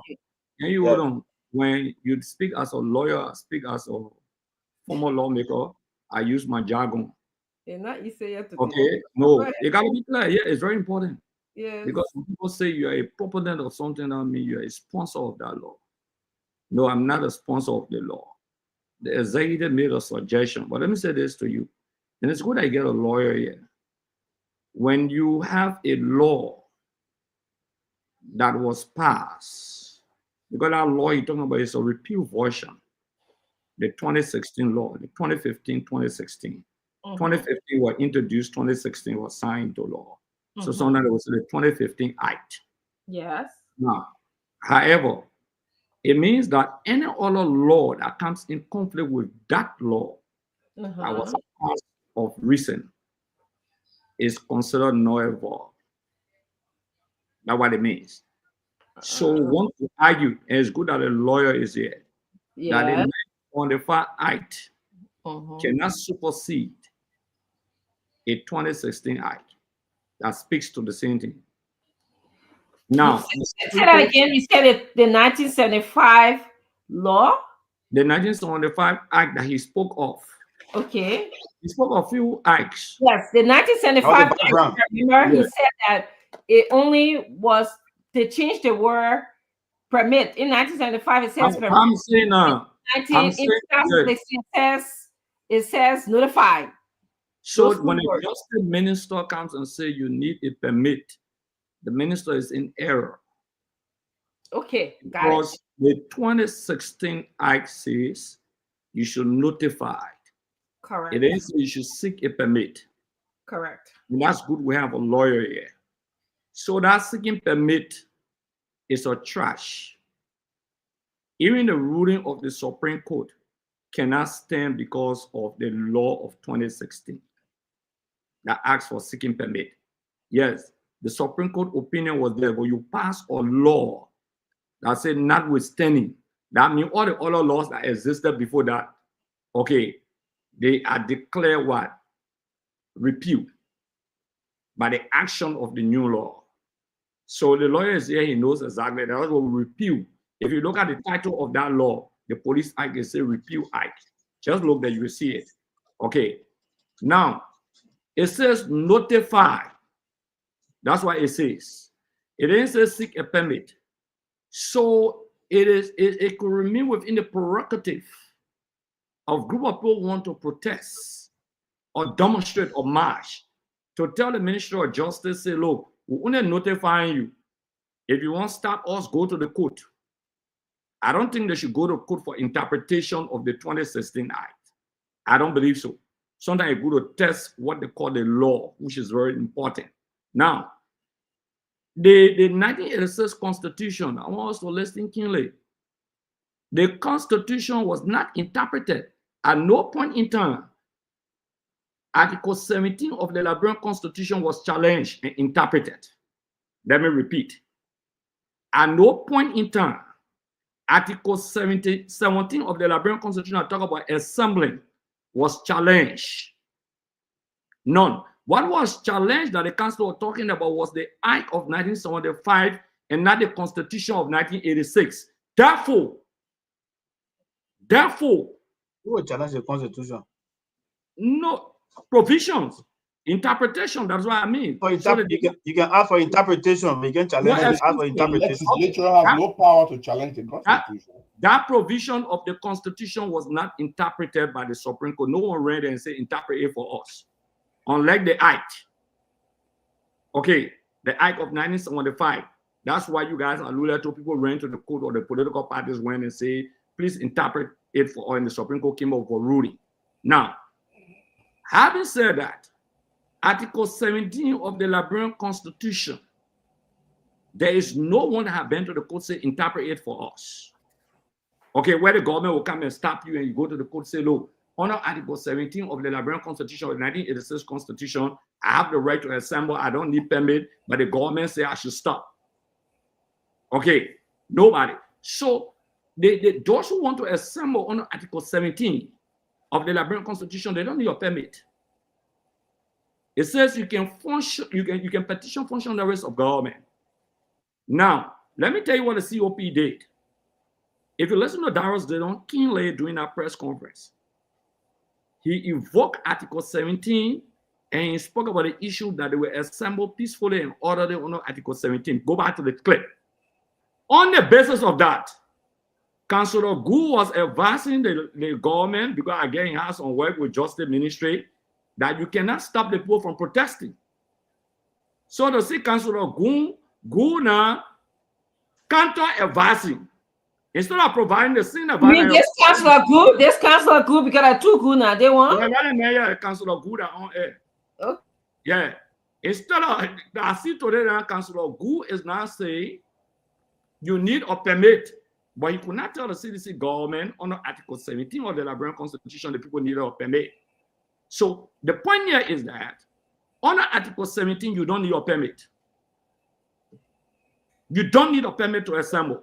So those who want to march or those who want to assemble can just invoke Article 17. You don't need to go to say, I want protest. You need to say, we assemble peacefully and orderly under Article 17. So you just notify the Ministry of Justice. You need no permit under that arrangement. So all the things people talking about, maybe that just the usage of what they want to talk about protest. You don't have to announce protest. If I wanted to assemble, I would not even say one protest or one march. I would just say Article 17 says we should assemble. Therefore, we assemble peacefully to petition functionaries of government. Because the people will be coming, or they want to go maybe to the legislature. Maybe they want to go to the executive branch of government to say, these are our concerns we have. A, B, C, D. Okay? So excuse me now, excuse me. If people in my district, okay, when our representative decide to come and petition the legislature, that is before assembly. They marching, they coming. The government will say they need permit to come and petition the legislature. Will the government ask them to notify the Attorney General? Because Article 17 is clear on petition functionaries of government. The only way, except the government can say, we're not allowed to happen, then you run to the court for interpretation of Article 17 of the Liberian Constitution. Or you want to stop the government action, you run to the court. Okay? But nobody running to court. All that I know that what I've been hearing, people have been interacting with, people have been talking with, they will invoke the same provision the COP and the political parties invoke, Article 17 of the Liberian Constitution, to peacefully assemble and petition functionaries of government. That's what they will do. They will assemble, they will call their lawmakers, they will call the executive branch of government and say, this is what we have for you. It's a peaceful, I don't know why the government jittery about passing around protests and all of those things. I don't know why they're doing that. Representative Gray. I'm going to give everyone an opportunity to just respond to this subject, and then we're going to move on to another subject. I want to also welcome Uncle Sam. Uncle Sam, welcome. It's good to see you today. But I'm going to let's start with Gypsy. Just start with Gypsy. Yeah. Gypsy Thank you very much. Earlier, I made a comment, and I think some people did not think it was the right comment when I said that you should actually know and see violence taking place before you take a proactive action to abort that. That particular saying, in fact, I didn't know, but it's in the Police Act. Let me read that. The Police Act says, and if you go to F2 says, the police has a responsibility on everything. The police has a duty. The first duty is to assist in the proper conduct of any special event by directing the route of such event to prevent obstruction of pedestrian and vehicular traffic, etc. Beautiful. The second one, 2 says to disperse crowd. She have reasonable ground to believe that a breach of the peace is likely to occur, or if any breach of the peace has occurred or is occurring in order to prevent violence, restore order, and preserve. Now, here is why I brought this part. This part is in contradiction of the preemptive strike.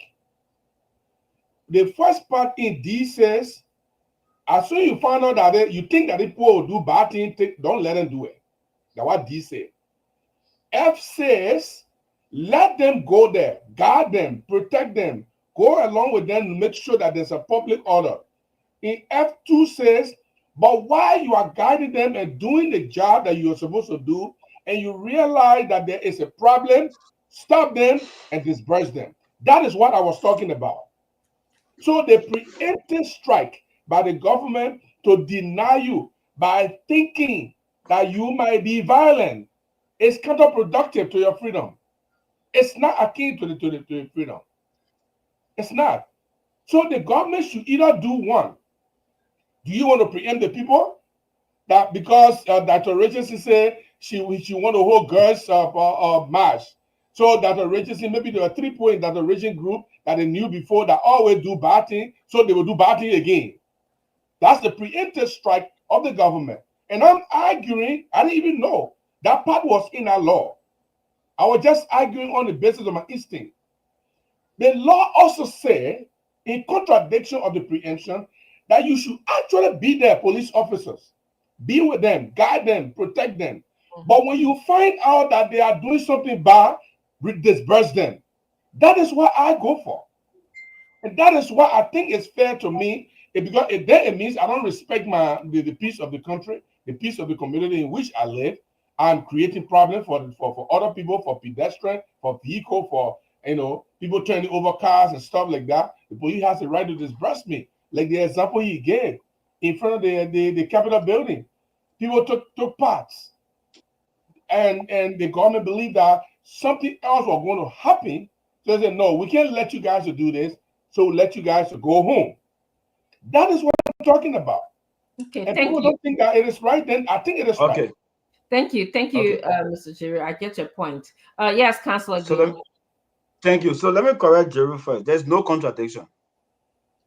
The first in paragraph D is the preemptive. In the event they gave you the clearance to go and do your protest, that's the second part. In the process of the protest, these things happen, or have reason to believe that it will happen, or it happened, or had happened, whatever the case is, or is happening, then the police can come in. So there's no contradiction. The first one, you do all of the security analysis in paragraph D, and you believe that it's not safe to have the march or demonstration at that point in time, you ask for it to be canceled. I told you that the people have the right to challenge it to the court. I told you. I said, but the essence of challenging it to the court, then it can dilute the whole process. So that's a different process. Representative Gray says that, oh, your image. I also said when I was on the platform, I said I was in the Ministry of Justice. I said what the law is.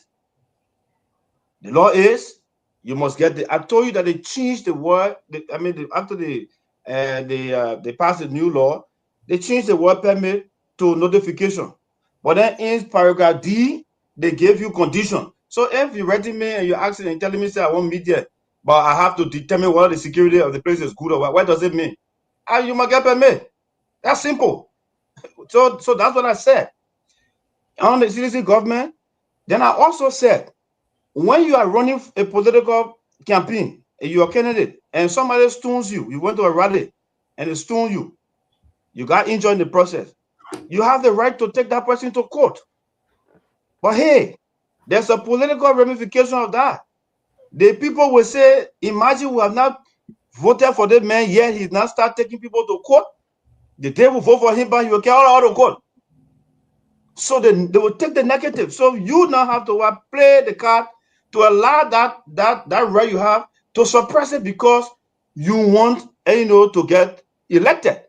It's the same with the government. Like I said, does the government have the right under the law to determine whether it should be here? Yes, that's what the law gives them. If you're not satisfied, go to the Supreme Court, challenge the constitutionality of the law, or repeal it. But that's the law. Should the government utilize? Should the government utilize it? That is the next part. And that's what I said. Under the last regime, on the last regime, we advised the government not to utilize it to allow the people to protest. The same way we're doing today. Let them protest. Let them go about. Let them express their grievances. That's what I said. Mr. Gibson, please let me. Can Mr. Colonel Gray? Can we give Remy? Can we give Mr. Gibson 1 minute of your time or 30 seconds to ask a question? Okay, Brother Gould, the contradiction of Igbo was the contradiction of my freedom as pertaining to the Article 17 that you are preempting me. But I'm asking you now, Article 17, which say you have the right to peaceful assembly. If somebody predetermined that you're going to be violent, it's said within the pales of the law. That's what I was saying. If you think if there's a law that the legislature passed. No, I want to first of all hear your yes or no before you. No, but no. I beg you. Okay, don't bring me into don't bring in the hypothetical things. I'm telling you what Article 17 says in a peaceable and orderly manner.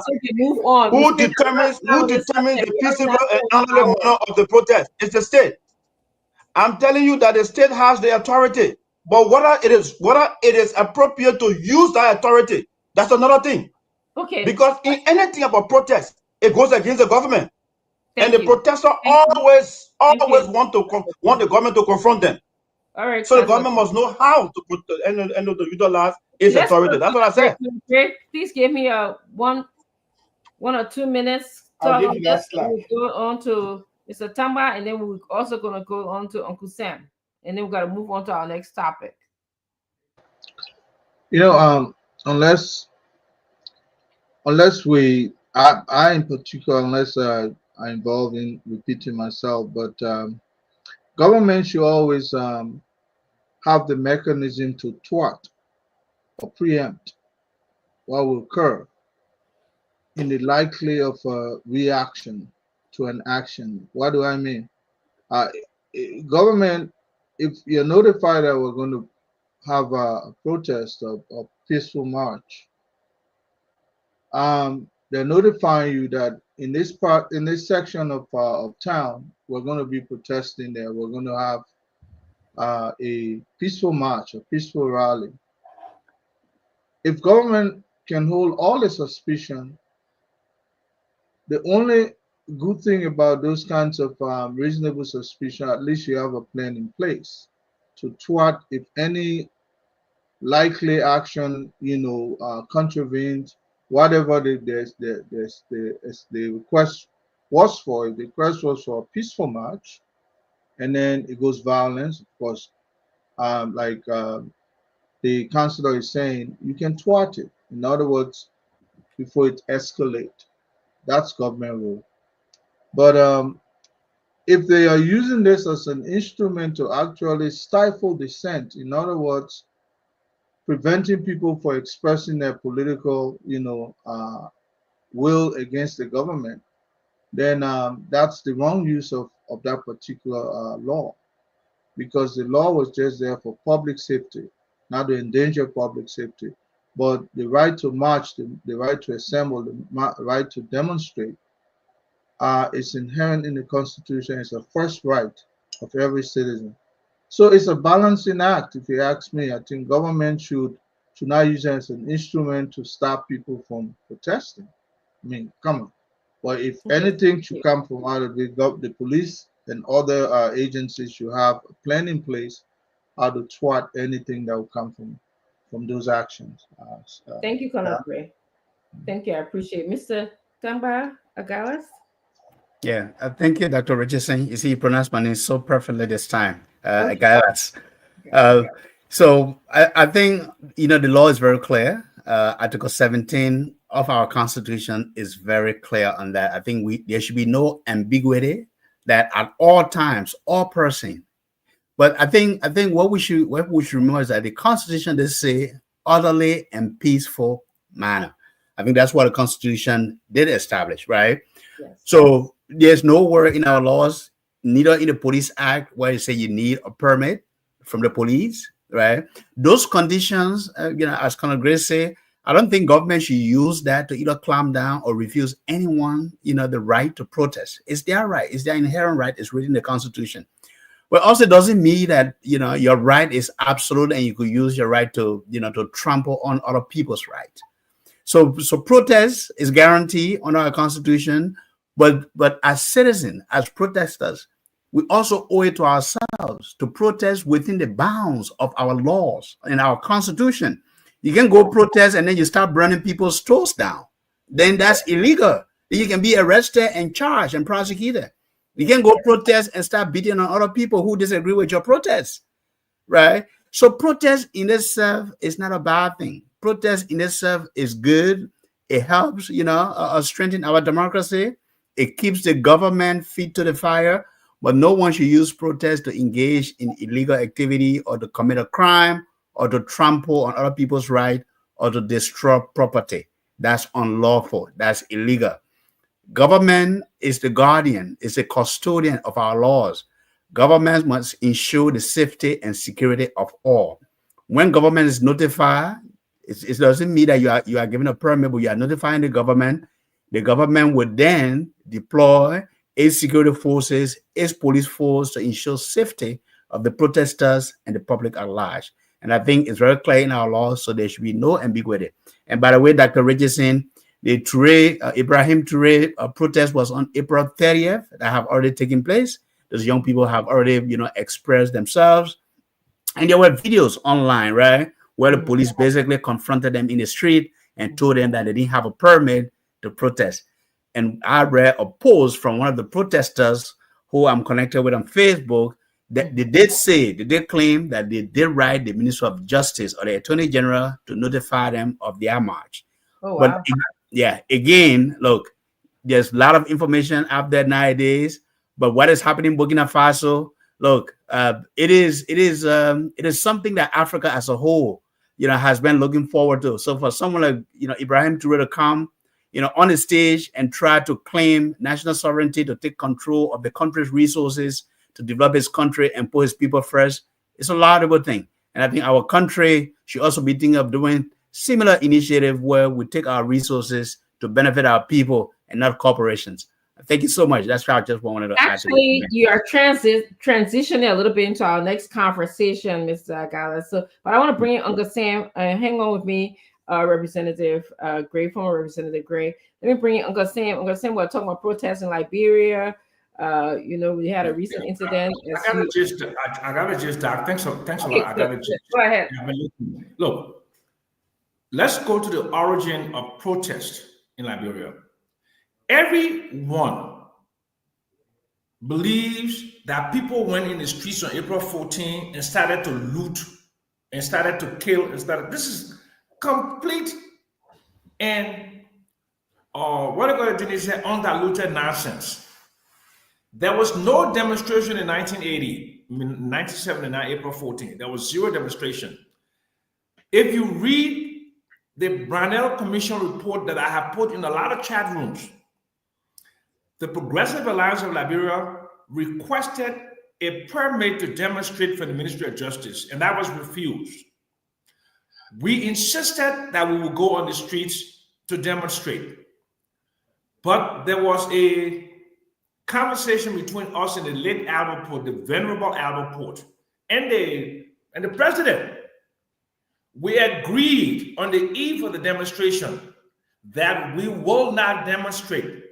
But since we didn't have access to the airways, there were only two radio stations at that time, ELWA and ELBC, and there was no internet.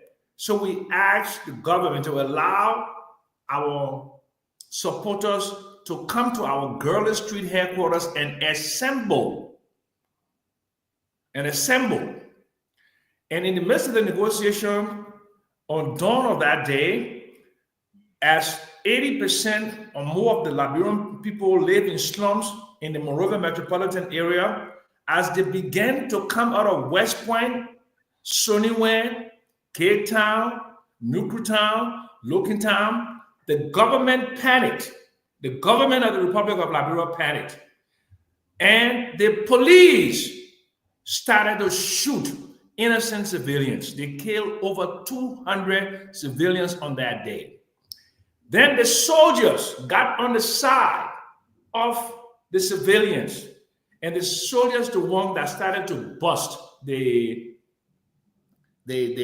stores and the other businesses, and then the citizens started to participate in the looting orgy. So let's be very clear to all Liberians. This fear of demonstration and protest that originated in 1979 was not the result.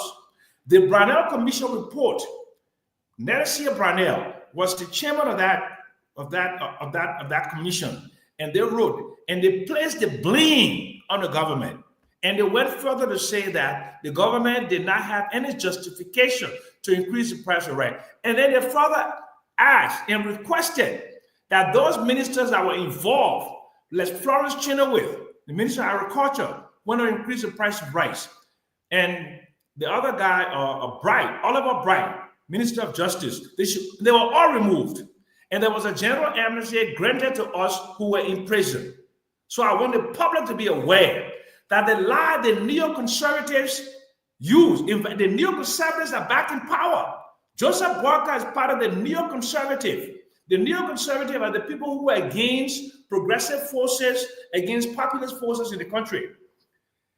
You would not have heard anything about any demonstration if you didn't hear about the people coming in to herald Ibrahim Traoré. The neoconservatives are always afraid of the populist uprising. They're against, because they're afraid of the people. They are not doing the bidding of the people. So they're always afraid. This is the same unity party that unilaterally and illegally, on many occasions, use the streets to express their grievances. And when the hero Henry Castor of the COP used to arrive in Monrovia, Arab International Airport, there used to be a long march coming from the airport and blocking traffic. And you saw the declaration, you saw that on a regular basis. And nobody hammered them. They are afraid. They got a race-up thin majority of 17,000 people, and they know that their popularity is shifting. They are afraid of losing power. But like I told you before, we will not move you undemocratically. We will remove you democratically. You have 4 years to your death, to your political death. Enjoy it. You only got 4 more years to smoke your cigar, to drink your Hennessy. Let me just give former Representative Gray the last word on this, and then we can transition to a discussion, a topic that Mr. Agalas brought up, and that will be our topic, our last topic, because time is far spent already. So can you just close us up on this protest business in 2 seconds if you can? Uncle Sam just passed it up, and I love the political mixture. You know, it's so consumptuous tonight that these people who are in power, it shows how tolerance were during our administration. Oh yes, there were people who would just wake up one morning and block the road and say there's no LEC, and traffic will get blocked. I know it happened many times, whether that Ray Hill Field, whether that Jallastown community, red light. People are protesting for electricity. Okay? No electricity. People protest. 2 or 3 days, no electricity. When people can get a transformer on time, people protest. There are a lot of protest actions that will call. A public record, and it's good that Councilor Gu is here, he can attest to that. Many times, sometimes the police will go negotiate with them. Sometimes we have to call LEC or you call water and so on and call off. People were just pushing people to protest. Many occasions, uncountable protests across the country. One group will jump out and say rape. They jump in the street. And the protests were all permit. We are here. That Councilor Gu is here, and he will tell you. They will not even write the Minister of Justice. They've given power today I remember the other lady who was taken to JFK. The last, she apologized of late. She said someone raped her. She apologized publicly for that. Okay? Darius DeLong, then the rest of the people. Costa went on air, the entire Kiate Junction. They went to Kiate Hospital. You remember the story, many of you people. Lawmakers. You have more than 34 lawmakers who endorse protest action. Instead of the people going to petition them, Sandra Johnson was one of them, Senator Oscar Cooper was one of them, Senator DeLong was another person. I protest Nyombli Kanga, my own friend Yeke Koduba. Okay? You have series of protest actions across the country. That's one of the most tolerant nature of the former administration. Whether you hate President Weah or hate Akaros Gray or the CDC, but there were incessant protest action. Sometimes pockets of resistance in one corner, another group on the other side, just different things people were just protesting for. So within silence then, to see this government talking about we will join EPF from behind you because you want to watch yours. When you get on the street, your mind born you good, you know. And Sandra Johnson come and say when you talk to President Boyka, I will give you 25 latches. You know, look, why the oppressed can become the oppressors. I read books of the oppressed. People claim to be oppressed, becoming oppressors. Even my most senior brother Remy that we admire a lot, he would tell you, if you ask Remy today, he didn't expect this from President Boyka, where they would try to shut down people free expression and movement. There's a big brother that I respect a whole lot of what freshman will enter early. I think he was senior by then, all of those things. But the fact of the matter here, sis, I want to tell you, the fact of the matter is this. Article 17 of the Liberian Constitution does not provide for permit to assemble. Thank you. Nobody will ask anybody to go and petition your lawmaker. You need permit to go and carry petition to Capitol building because your 5,000 coming outside to petition. Thank you. Need permit. Okay, you don't need a permit. And one of the things, really awesome point, Article 17. I really like that. I mean, that's the breadbasket of the argument. Yes. And I think, we have a wonderful intellectual conversation about this issue, the right to protest, the right to demonstrate, the right to march in our country. So that's what we've been talking about. If you just join us on Spoon, we have had different views about this, and I'm sure we'll get closer to the views that will be helpful to Liberians. But I want us to transition a little bit, and it's kind of a segue, but in a related matter.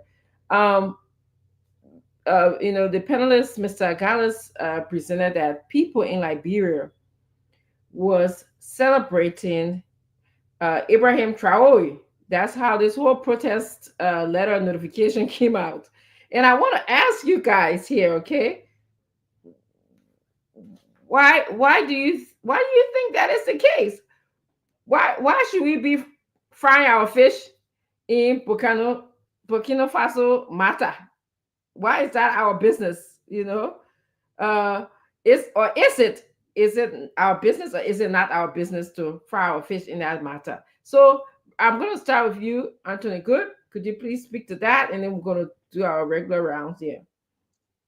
So unfortunately, that emergency, my time on the show tonight have come to an end.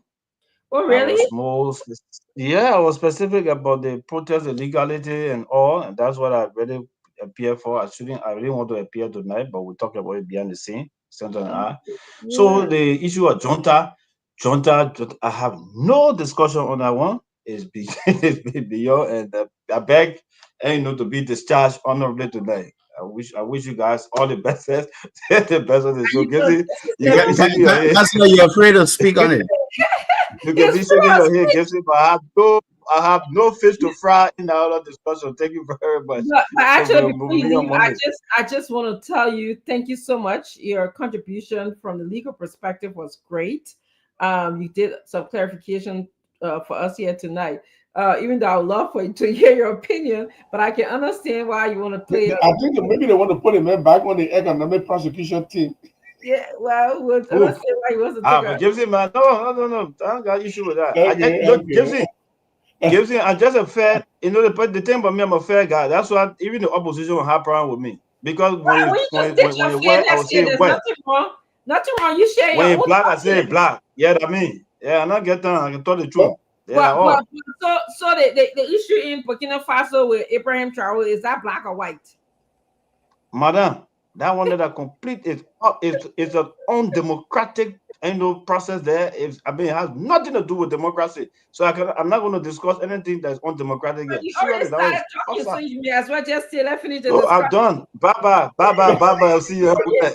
But anyway, you give us a good talking point here. So yeah, I am. The undemocratic. He already made an attorney opinion. is telling us that this situation is undemocratic. You know, the people in Burkina Faso, you know, they are, and the people in Liberia who are demonstrating for Ibrahim Traore, they are behaving. You know, in fact, they were heralding, as Uncle Sam said, they were supporting an undemocratic process in a way. So I'm gonna just again hear from you, Mr. Gibson Cheru, and we'll go along the line. You know, for me, I'm allergic to militarism in governance. I'm allergic to that. Yes.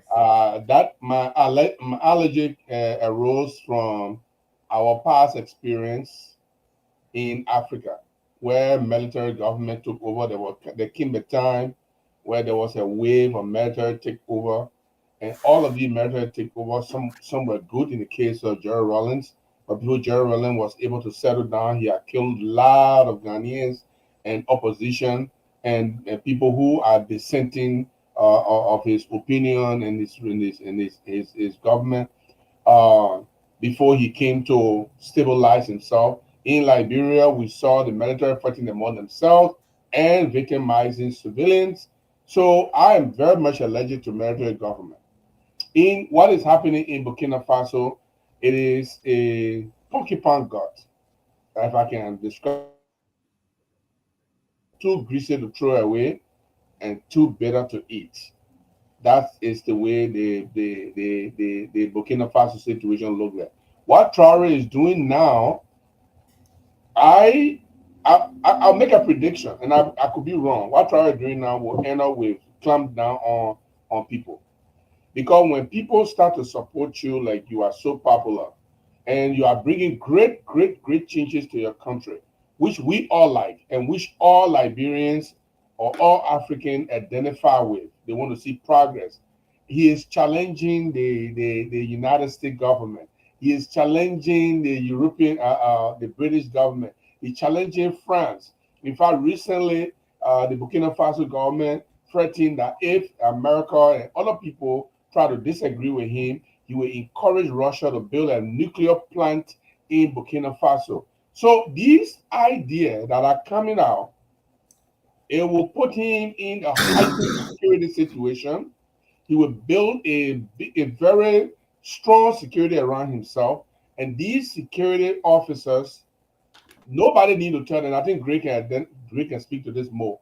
Nobody need to tell these security people to silence anybody who disagree with Traore. Nobody need to tell them. It's just a matter of them hearing that you're trying to say something against him or do something against him, and they can go out to you. They can do anything just to satisfy him. Hyper security, sensitivity.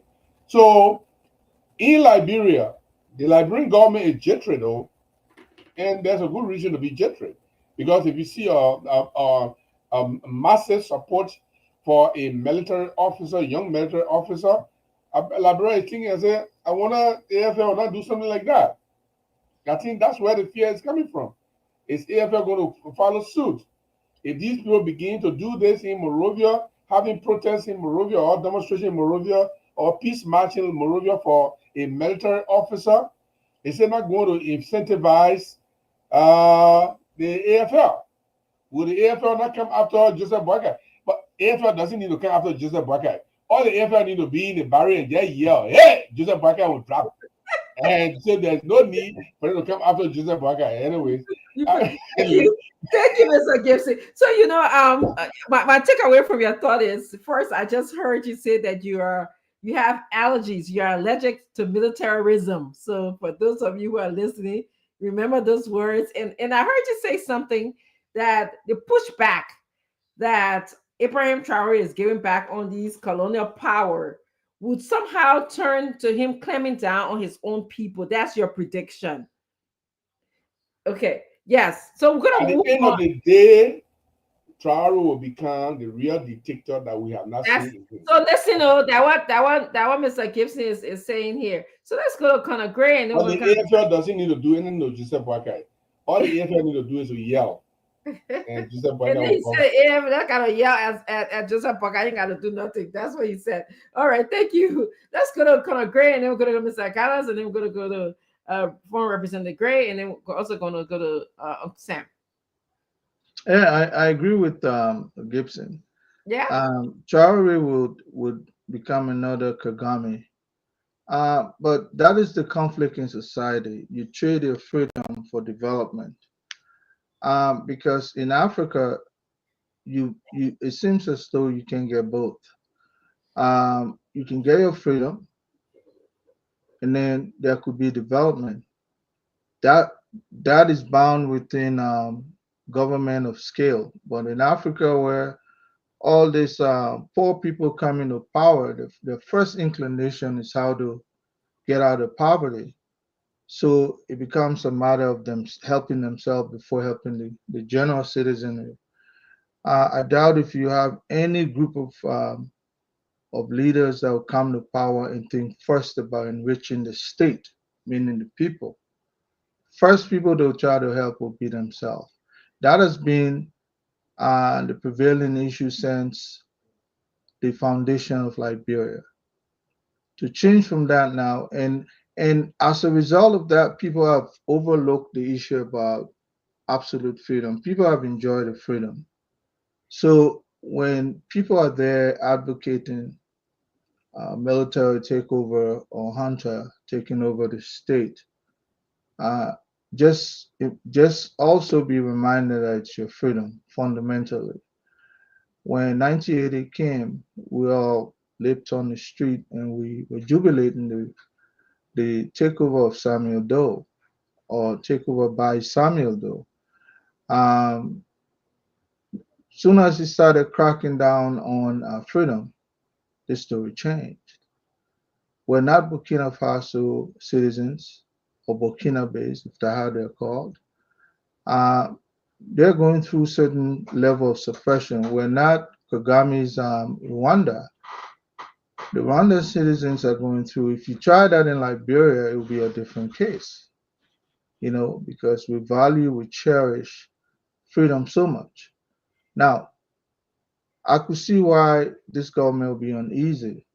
I mean, there's an adage that when you mention certain things, people who are older, they get uneasy. I think I don't want to put that to a special particular sex, but when you talk about certain things, they'll say the old age start getting uneasy or the old men start getting uneasy. We're talking about military takeover versus a civilian government in position. So, what do you think the expectation will be? Because there's been this public outcry about the army need to step in, blah blah blah, all that stuff.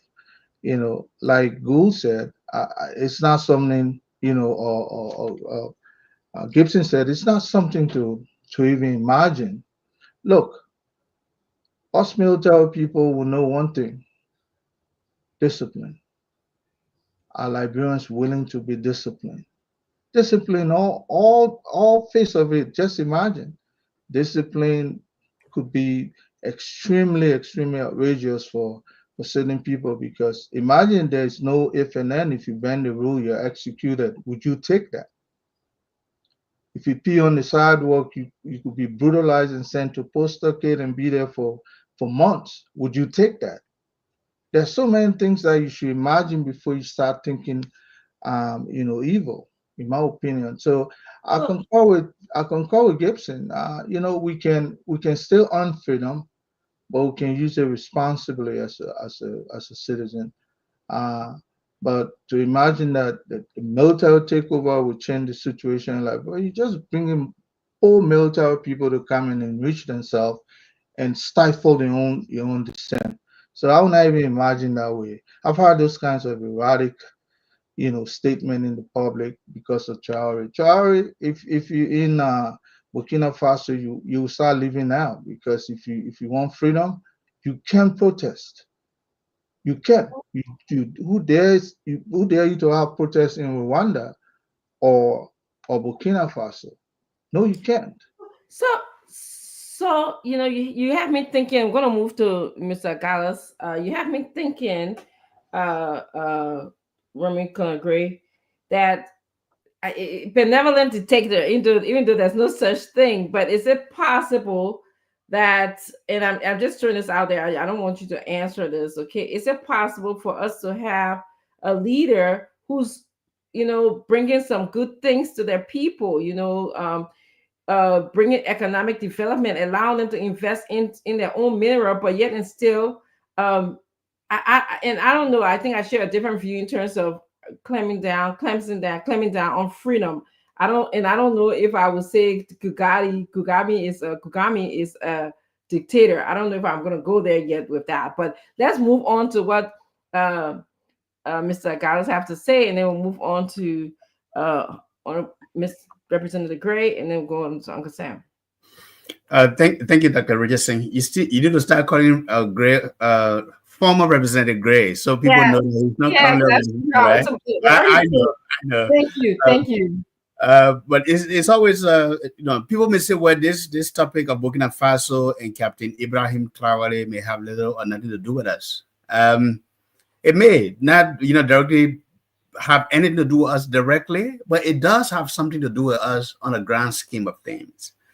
But let me just say, for me, is that what I would say first of all is like the Armed Forces of Liberia, under General Follett, the Chief of Staff, is a disciplined army, and we the Liberian people have absolute confidence in them that they will continue to remain military people, to do the job that they were hired to do and not get involved in politics. I also believe that if we were to look back today in the past, recent regimes of CDC or the Congress for Democratic Change Party, of which Representative Gray was a part of, and I know Uncle Sam was a consultant across for many years. There may be things that have changed a little bit, maybe slower than the people of Liberia want, like the crackdown of corruption. And we hope that President Joseph Numa Boakai can continue to press on the agenda to crack down on corruption and hold people accountable and try to deal with those issues. But on the grand scheme of things, Liberia wasn't colonized like Burkina Faso was colonized by France. Liberia has been independent for close to 180 years. Burkina Faso has been independent for a little less than 60 years, right? In fact, Liberia served as a staging ground for the independence of the rest of African nations for about 100 years before other African nations could declare independence. That's the connection, right? And we should always look at things on a grand scheme of things. And then 30, Ibrahim Traoré coming on the stage at Burkina Faso when he took over, when he removed another interim head of state who was also a military man in 2002. He's now gone on to become very popular with the population. Look, we can define democracy as a government of the people, by the people, and for the people. But if the government is for the people and by the people and of the people, the government also must be able to create a condition where those people can thrive, where they can, with their aspiration and their dreams, they are able to get the resources and the opportunities to be able to work towards their aspirations and dreams. And that's what's happening in many countries, including Burkina Faso. So today, Captain Traoré is transitioning, and he's becoming a symbol of African Renaissance or African rebirth, wherein he's actually taking some really good decisions. He's booted the French and sent the French army parking out of Burkina Faso. I mean, these people have been there for over 60 years, exploiting the resources of Burkina Faso with little to show, and the people still remain to be one of the poorest countries in the world. And every year you hear in the World Bank reports, in the UN reports, also he's not taking decisions to nationalize the mines and the resources of Burkina Faso so that those resources can benefit the people, and not some corporations being run out of London or out of Paris, where some fat cats continue to benefit from the riches coming from the dirt and the grounds of Africa, and the African populations, the young people who are the majority, remain in abject poverty. And when a leader comes on the stage and takes some of those decisions that are bold, that are nationalistic, that are in the interest of these people, that leader will get support. And this is why the protest that he called for on the 30th of April, Dr. Richardson, you should watch some of those videos. In South Africa, for example, it drew over 500,000 people in the streets. There were protests in London, here in New York, in Jamaica, across the world, in many cities. It drew people because people are sympathetic. We have these democratic countries, and we have this all other, wherein we do these concessions agreements. And here's a linkage to Liberia, during the Ellen Johnson Sirleaf government. 66 bogus concessions agreements were signed to little or no benefit to Liberian people. Firestone have been in Liberia for over 100 years. Bomb Mining Company, they have been exporting that iron ore for over 80 years. What is the benefit to our people? And those are some of the things that we need to be thinking about. And I hope that this government and any future government, I'm not talking about people who are just angling to get back in power. You were in power already for 6 years, for 12 years. What did you do to help the people? It's not about power. Power is for the people. Okay. Mr. Agallis is hitting on some corn here. He talking about the people who are in power. So okay, I will just move on. Moving right along, we'll go to former Representative Gray. You said some good things, Mr. Agallis. And I'm beginning to wonder again, is it possible for us to get a leader who will invest in our people by getting us to understand the purpose of our minerals, how we can utilize it to benefit us, and also be democratic in our sense, appreciate the freedom that we have at this point. I'm seeing Jason Gary saying, no, eventually this person comes down on freedom because, he might feel like maybe get some narcissistic behavior, like, oh, I can push back the colonial power. What makes me, why can I push back my citizens? So that's what Jerry is thinking. And Tamai saying to me, I'm hearing Tamai saying, no, let's focus on the good thing that this man is doing. For umpteen years, we have had all these colonial powers come on to us and tell us, say, your iron ore concession, your mining, your iron ore, your gold and all of these things. And we have not quite benefit as a group of people. We've been living in poverty, destitute, and this is what Traoré appears to be doing. And he called for a demonstration and many people showed up. So maybe the people in Burkina Faso are liking his style. Who are we in Liberia then to say, that he may eventually become a dictator? And I see Jason Gary is preempting. We had this conversation preempting. He's preempting the behavior of Abraham Traoré so far. So anyway, let me come to you, former Representative Gray. Make this distinction, former Representative Gray. What are your thoughts on this whole matter? Yeah. It doesn't matter. A representative is always a representative. Like a president is a president. That's right. Except those who don't understand the details of protocols who want to argue that. But that's not the issue. When you talk about people being in power for 6 years, like the CDC, and the Unity Party being in power for 12 years, you knew all that and you supported Joseph Boakai? That's the hypocrisy. You knew he failed for 12 years.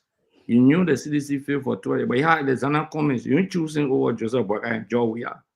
What moral standing do you have to criticize the two groups? That's the kind of hypocrisy, Tamba. Sometimes I don't like to hear people like you talking on the show because you're not fair to yourself. You're shooting yourself in the legs. You are champion Joseph Boakai in the runoff election. Don't be noise about that. Okay, what is important is that I want to be on public record. Every country has a political culture, or every environment has its own political culture. Look at the history of Burkina Faso. They've had military takeover, I think, 3 or 4 different times. Burkina Faso. The origin and history of Liberia is different from Burkina Faso. You are comparing 2 different countries. Look, whether this government is jittery or not, I'm a big critic of this government. I don't think anyone on the show can criticize the government more than me. But there's something that is very important. I would never support a military takeover. Never. I will never praise a dictator. We got to be careful. We got to be careful. We establish political parties. We got independent candidates and other people. You can disagree on issues. As long as there's a military takeover in a country, certain freedoms cease to exist. The country is governed by decrees. The three branches of government, the executive, become so powerful, the judiciary and the legislature, they become servant. You're going to differ with the military men, the men who get gun over you in the legislature. The men who get gun over you at the Supreme Court level. We gotta be careful. Our disagreement with this administration should not plunge this country into a military takeover. I'm one of those when the army came up that day and the people were clapping for the army. The issue I have with the police is that it says to the police that instead of the people being your friend, you should do more. It's not even a good thing to clap for army men in the street. Let me repeat. Colonel Gray, that former army man. But it's not a good thing. The way the army people feel, that democracy you're talking about, Tama, let me tell you today, many of them don't believe in that. When they take over the boy in Guinea stay there. They say you're going to go on for a few months. They extended the time. Okay. I'm not saying, don't get me wrong, there are some very good things that the guys from Burkina Faso are doing. They're taking some decisions. But global politics, I'm even afraid for him. Thank you. To challenge the Americans, you challenge the Europeans, French. you challenge everyone. My friend, what are you depending on? We got to be a little bit careful. I agree. He is taking some real good measures. I'm anti-colonialism. Like you spoke about the issue of 66 to 67 bogus concession agreement in 6 years in Ellen Foyston. They had nothing less than 67 concession agreements, 6 years. Look at the record. First, though I wasn't there, Tamba, don't can say you were there. I came there the second time. Okay, but that's not the issue. I never voted for one. But can democratic leaders stand up and rise up to the occasion and say, we're not pamper this, we're not consider this? I believe. Correct. Okay. Bureaus who can stand up to the occasion, not militarily. Just get the right people there. Because when you start voting people that Tamba who think that he alone can change the legislature and will not collaborate or work with other people, then at the beginning of failure, the direct alone. Because it's not Thank you. No, let me conclude now. Anytime you won't cut me off small. Sorry. Okay, conclude. It's not straight. When the lands and man minister, the public work minister will decide. Know how to get extra time. Yeah. You got to work with people. That's why when you go into the legislature, don't be knocking your chest at me. Try to work with other people to get very good people, including yourself, to be there to effectuate the necessary change. It's a normal game right there to a greater extent while following the rules. But I just wanted to say that military takeover should never be considered in our country. Okay? We'll go to election. Sam Jackson said, we'll defeat the Unity Party in the first round of election because they are failure. We do that. The angle of will prevail at the ballot box. Great. You made a good distinction here. You talk about a democratic government can do the same thing, as close as a military government, except that, and I think you're kind of siding with Jeru and Colonel Gray, except that, our freedom may not be the same under a military government. We might have less freedom as a group of people, and we have to look at contextually the two countries, Liberia and Burkina Faso. And of course, it's like I argue that we were never colonized. In fact, we were a springboard for many of those countries that got colonized later on in the 50s and 60s in Africa. So but you make a good point. I strongly believe that we can have that democracy that you talk about and do the good things that Traore is doing. making sure that we use our own mineral for our own people, our investment. And you agree with me, Mr. Representative Gray, that we shouldn't be passing these agreements, these bogus agreements, these laws that are so confusing. So we got plenty of work to do in our country. But let me come to Uncle Sam, and then we're going to, after this, we're all going to make our closing statements. Maybe we can open the phone for just five or 6 calls for just let's hear the people what they got to say today, and then we'll make our closing statements. Uncle Sam, your thoughts on our whole issue that we're discussing right now about a benevolence, if I could use the word dictator. I don't know if I want to use that word, but yes. Yeah. I just want to find out from Kamba, where did he get this notion that I was a consultant for the CDC government for the 6 years? Where did you get that notion from? Oh, boy. Sam, the Halliport Lounge people doing 1990 and killed them. Uncle Sam, tell your own. I even call your name, man. Tell your own. That I was a consultant. I mean, you were very clear that I was a consultant for 6 years. Let me explain something to you. And it's not even to you. Because people, no personal, we all colleagues. I'm not talking, but I'm just asking him a question. But let me speak to my Liberian people. Yeah, I was a vocal critic of the CDC government from 2018 to 2021. I only endorsed George Weah in June of 2021. The only and last substantive consultation I did for the government was the National Economic Dialogue in September of 2019. That's it. End of conversation. Going back, and my Liberian people, the coup was 1980, April. By February of 1981, I was going back to New York. From 1981 to 2002, I was not even nowhere near any government in Liberia. I worked for Charles Taylor for 1 year and a few months. In 2003, August 11, he left. Since that time, I have not worked for any government.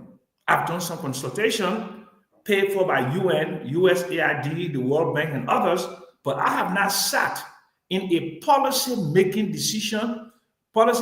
position of any government in 22 years.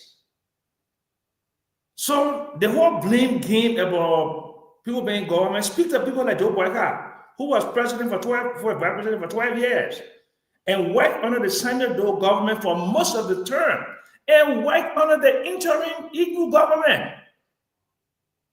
Ignorant. So he got about 50 years of living on taxpayers' money, not me. So I just want to get that very clear. Let's come back to the issue at hand. Yes, the issue at hand. The issue at hand is very clear. I do not support any democratic takeover of any government, not even in 1980.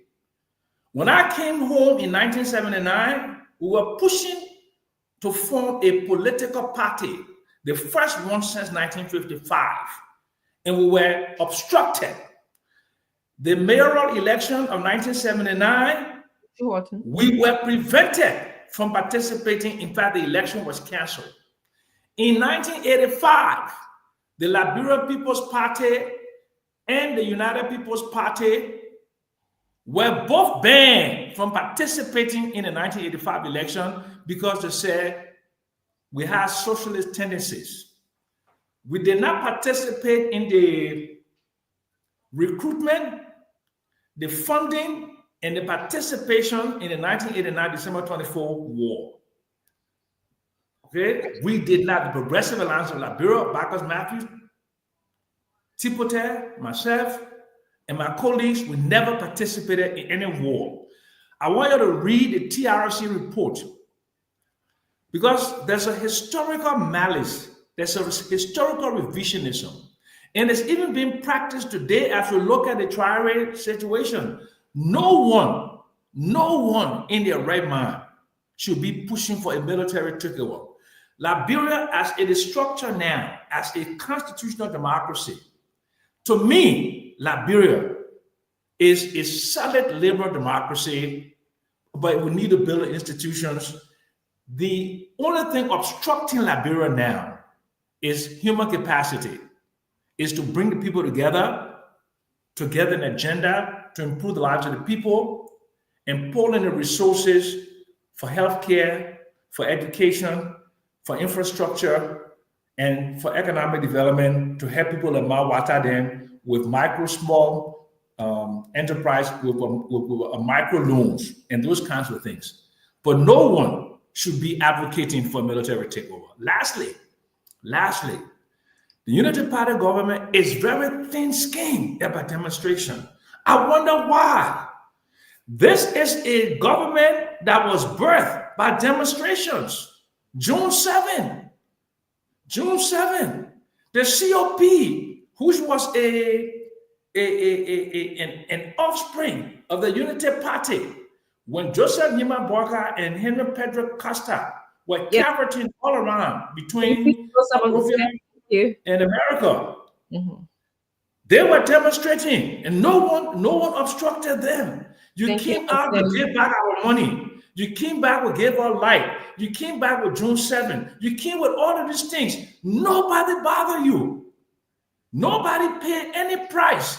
What are you afraid of so much for people expressing their disappointment and their disagreement with the things that go on in the country today? Can you please come on if you're back there, Chilope? Thank you, Uncle Sam. Thank you. I want to take maybe about 5 calls from Liberians. Let's hear what they have to say to us today. And then we'll go into our closing. Chilope, Sylvester Chilope, can you please come take some calls? Yeah. Sylvester, he's sleeping. Maybe it's an opportunity to get 2 minutes each. It's Chilope now, right? I'm telling you, maybe we can just go straight into it. Maybe I want to hear from you, Liberian people. So yeah, please. Well, we can open individual lines. People can call us on the show. Yeah. Okay. Can anybody want to open their phone up and then take some calls from? I mean, those callers who know my number can call me. Yes. So if you know Colonel Remy Gray number, you can please call and just share your thoughts about the show. We'll take about 2 or 3 calls and then we'll go into our closing. Samuel Jackson is in South Africa. It's hard for call to go through. Don't worry about him. No, I got my rooming US number. Everybody I got my rooming US number. I've been having my number for at least 15 years. Okay, it looks like we'll probably get interrupted, but at this point nobody wants to call in. So how about we just go straight to our closing then? And so we'll start with you, Mr. Gibson Giroux. Tell us about your closing, and then we'll go to Governor Gray, and then we'll go to Mr. Gallas, and then we'll go to Representative Gray, and then we'll go to Uncle Sam, and then I'll finally close, and then we'll wish actually Stanton a happy birthday, which is tomorrow. And close, yes. Yeah, I'll put a picture up too. Okay, look. Yes, to can't do plenty. Huh? You put your own picture up tomorrow. You know, I got one caller here before Gibson. Okay, before go. Are you there? Yeah, I'm here. Yeah. State your name and where you're calling from. You can turn listen through the phone. Don't listen to your monitor. Okay, this is John Mawolo. I'm listening to the program, and there are a couple of things that's happening. We Liberians like to fool ourselves.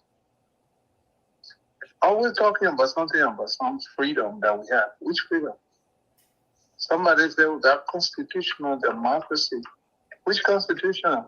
What the president refuses to obey? What does the Supreme Court say? Listen, there is nothing like freedom in the first place. Freedom is anarchy. Where there is law, there is no freedom.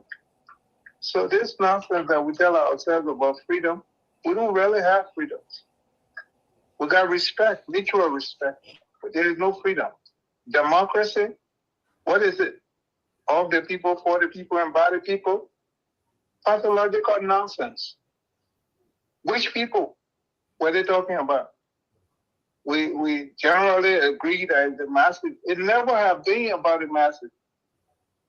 So this whole thing we tell ourselves is what we fool ourselves.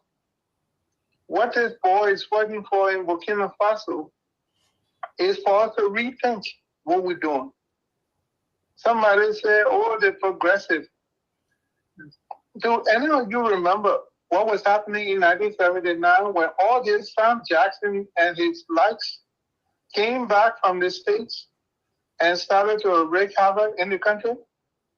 It was the biggest ever occasion of the Liberian government hosting the African Union anniversary in Liberia. When these guys decided to disrupt the whole program, and that's why the government tried to keep them away until after the program. They swear no. Sam Jackson, they sit there and said there was no looting. And police just started shooting. That's a damn lie. Because I was there. I tell watch out. All right, John. They started looting, and before one shot was shot, they started looting. So that's not true. Thank you. Brother. Thank you so much, John. Thanks for the call, my brother. Thank you, caller. Okay, so let's move on into our closing at 6:51. So hopefully we'll get out of here today by 7 o'clock or a little after 7 o'clock. And of course, please let's make sure we say happy birthday to Santa before we leave. So Mr. Gibson Giroux, this is your time. You have the floor. There are too many issues we discuss here in two topics. Very, very important, very moving. I'll start with the Burkina Faso thing. Again, I'd like to state I'm allergic to military government. I don't like it because they tend to restrict people movement. Think about when Samuel Doe became head of state. Liberians were in the streets. Countrymen, born soldier. The government itself were liked by the people. And when they start to like this kind of military government, they go in their heads. And then they become more protective. In the process of being more protective, they started fighting among themselves. And I also agree that Samuel Doe, if my calculation is wrong, Samuel Doe probably built more public buildings than any government that I know. And that's development. But in the face of development now, Conor Gray asked a question. You either forfeit freedom for development or forfeit development for freedom or get both.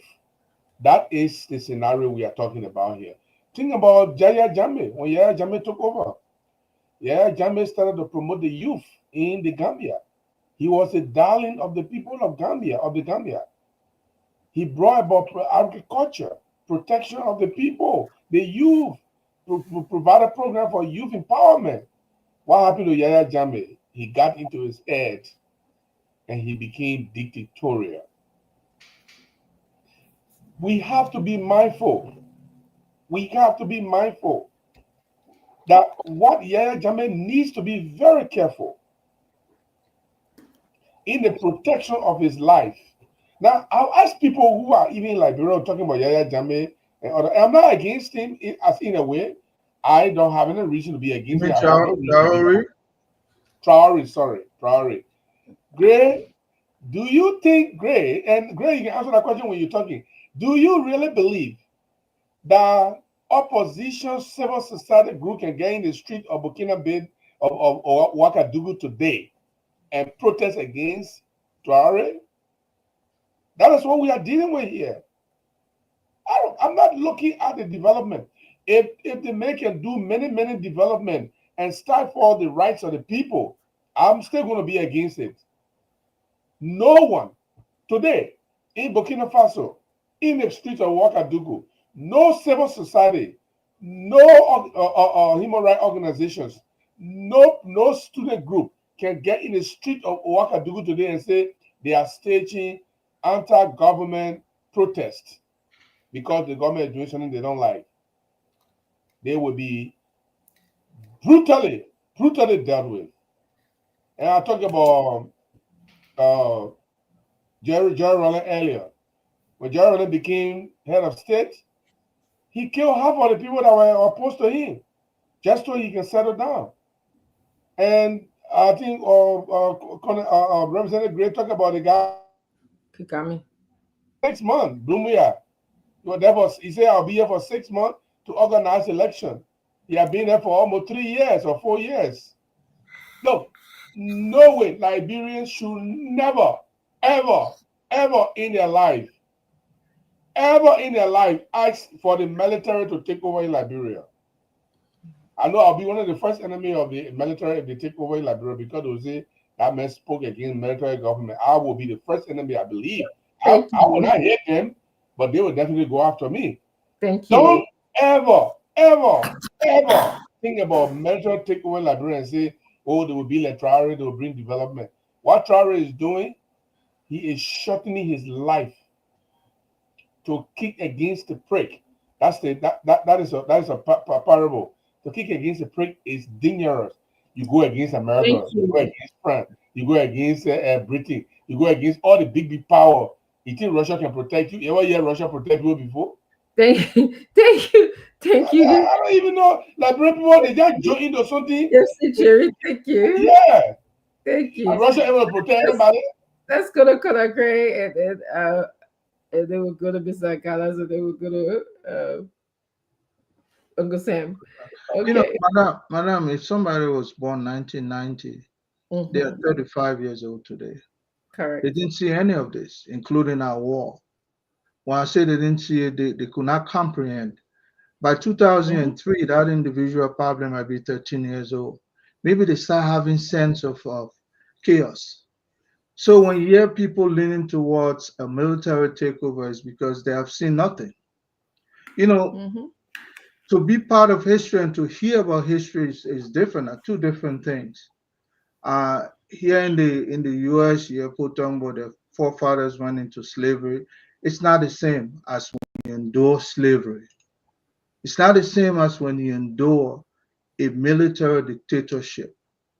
So most of the ones crying today, the 35-year-old, you know, our younger society, most of the people crying today for military takeover, they don't have that inclination of what it is. So you cannot tell a man what he has not realized. His lived experience is what they put into test when they make a decision. But all of the folks you think calling for military takeover now, I mean, that instant anger and frustration. Look, I believe people are extremely corrupt. I want to believe that we can still have a leader who, as you wanted to refer to as a benevolent leader, someone who comes and give you development and don't bend the rule. We have that individual. We just have not encountered one for 177 years. We thought Charles Taylor was going to be that individual, but you saw how greedy he was, how very rambunctious he was, how very tormenting he was. I mean, some folks who probably were closer to him would say he gave them some level of wealth. But you see, military by itself, they teach you how to be disciplined in all form, respect your superior. Military people, that's how we carry on. If you don't give us that respect, we demand it out of you. If it means to suppress you, that's it. So yeah, the Ghanaian people might be enjoying the day, but under Gerald Rowland, some people had their nails rooted up. Some people, were executed. And that progressive discipline. I mean, if you want to take that as a trade-off for fundamental freedom, it's your choice. But people who are advocating in the majority probably, they're younger folks, 35. I've seen nothing. Somebody was born 2003, and then today they have the ability to vote. So they think the entire existence of Liberia was this peaceful. So some people, they have never seen what is normal life. They have only heard about normal life. Normal life meaning electricity was there 24/7. We had everything. Some people have not seen that. So what do you expect the choices of the individual to be? It's going to be within that prism where we have had this social abnormality for so long, and people embrace it as the normal life. So when you see Burkina Faso moving that, look, if most Liberians were in Burkina Faso today, they'll be packing their bundle to leave because one, they cherish their freedom. Look, somebody called here and said we don't have freedom. You don't want to live under an oppressive regime. What we have there is freedom. Live under an oppressive regime and know exactly what it is when they take away your movement to even go buy stuff at the store. You have time, 2 hours a day. Let them take that away and see how it feels. You know, madam, that's why I say us military people, some good ones will come, benevolent ones that will kind of give you good development. But you know what? You're not going to disrespect them. They didn't get time for all that constitution, all that stuff. We just want to rule by how the army is run, progressive discipline. Thank you, Colonel Gray. Thank you so much. Mr. Galas? Thank you, Dr. Richardson. Really good show, and I like the way you moderated today. Even though some people tend to go 5 minutes, right? But it's always great to be here to contribute. And I'm gonna end on the rule of law and on this Burkina Faso issue. I think first of all, in Liberia, we should always respect the rule of law. Whether you want to protest or you don't want to protest, whether you go about your business every day, whether you are a motorcycle rider, whether you are a market woman, whether you are a student, you have to be a proponent and a champion of the law and the rule of law. That's the only way we can have a society that thrives, that grows based on the rule of law. Protest is not a bad thing, and I think we encourage and urge the government to engage with people who want to protest and provide the security, the needed security and the support so that people can express themselves. And that's part of our democracy as enshrined in Article 17 of our Constitution. What is happening in Burkina Faso, again, I know I see some of my senior brothers coming hard on people who support dictatorship or military takeovers. I'm not supporting dictatorship. No, I'm not supporting a military takeover. We had a military takeover in Liberia 45 years ago in 1980 by Samuel Kayando, former President Samuel Kayando. And we know what happened after that. 45 years, we are still trying to find ourselves. We've gone through a civil war, a nasty civil war, and the destruction of the entire country and our culture and the very fabric that hold us together as Liberians. And we are still trying to come back from that. But also, if we look at other countries like Rwanda, where we have Paul Kagame, Kagame was a former military leader who took over since 2000, and he has turned into a successful civilian president. Look, he may not be perfect, he has his butts, but today Rwanda is counted among one of the rising developed countries in Africa. And I understand what is happening in Burkina Faso and in Guinea, by Captain Traoré taking over Burkina Faso and Doumbouya taking over in Guinea. But there were the conditions that created, conditions were created that led to those coups d'etat. And this is why I always say context matters. And that's why, for me, my takeaway tonight is, what are the conditions that led to those coups d'etat both in Burkina Faso and in Guinea? In Guinea, the former president, Alpha Condé, wanted a third term. He was in the opposition for 30 years. So civil society protested. There was a massacre. The military took over and another military took over who is in power now. The conditions necessitated a coup d'etat, and we hope that they can return the country to civilian rule. In Burkina Faso, the same. The military took over, but instead of nationalizing, the policies of the government, they continue to do things as usual. So this young captain comes in and removes them and now has nationalized the policies of the country. And those are the good things that I think even democratic nations in Africa should begin to take a lesson from. How can we propagate policies that promote the national well-being of the people? How can we turn the wealth, the sovereign wealth of the countries, our gold and our diamonds, our timber, our rubber, into industries and factories and manufacturing hubs? How will you be, taking iron ore from an African country for over 100 years, and yet still we have to import steel to build our buildings? How will you be taking cobalt from countries like Congo, and yet people don't have electricity in the streets? But in France and in London, they have electricity 24/7. So I think, look, I'm not against investment or foreign direct investment, but I think the policies is what democratic governments can take a page from. And I think that should be the lesson about Burkina Faso. Look, the young captain hopefully can return the country to democratic rule, but our democratic governments should begin to put the needs of the people first and not individual needs of some corporations in London or in Paris. Let me filibuster you a little bit. the Please. military government took over in Burkina Faso, and in 3 months, Traore Hey, took I over. beg you, Mr. Kisuga. What was the essence of overthrowing? Let you have that discussion on the other show, please. I beg you. I beg you. Please come in. It's a good question because That's a good question, but I'll do for the other show. We'll table that question. The other show that will cover, we'll talk about that. So, go Sam. And this is the internet generation. The internet generation that doesn't have the advantage of reading history books.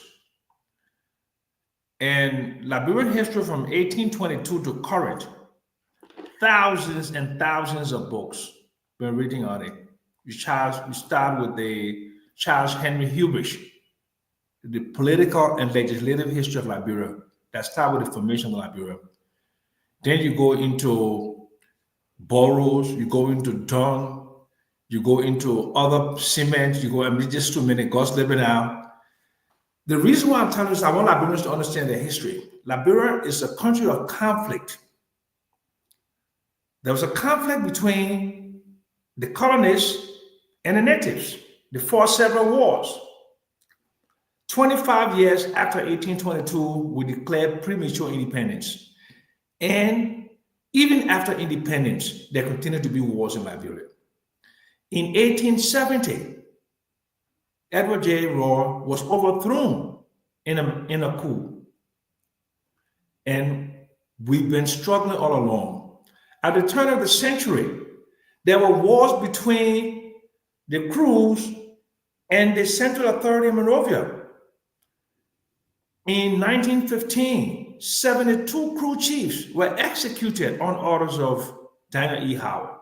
Go read it in the book, Bitter Killing by Charles Spurgeon Johnson, whose grandson is Jed Johnson, named after a Gribble chief who was one of the people involved in providing information to the International Inquest Commission of the League of Nations on the selling of young Crew and Gribble ambassador boys to Fernando Po by the True Whig Party government. It led to the resignation of CDB King and the Vice President Yancey. 1935, the Joao Nimle conflict. Many of you never heard about Joao Nimle. Joao Nimle mounted an opposition, an insurrection to the government. 1944, Tubman came in, he began his dictatorship. He refused to have multi-party democracy. In 1955, you had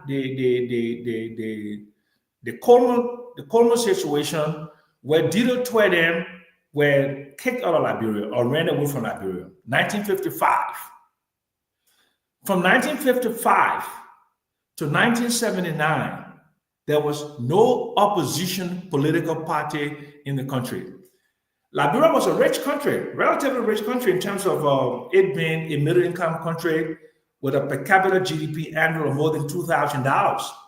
But if you read the Northwestern University study, Growth Without Development, it's clear that 5% of the population was responsible for 80% of national income, gross inequality.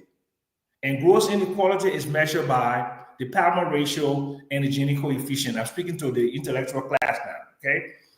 So that growing inequality, the gap between the rich and the poor, is what ushered in the fight for democratic rights and rights of 1979.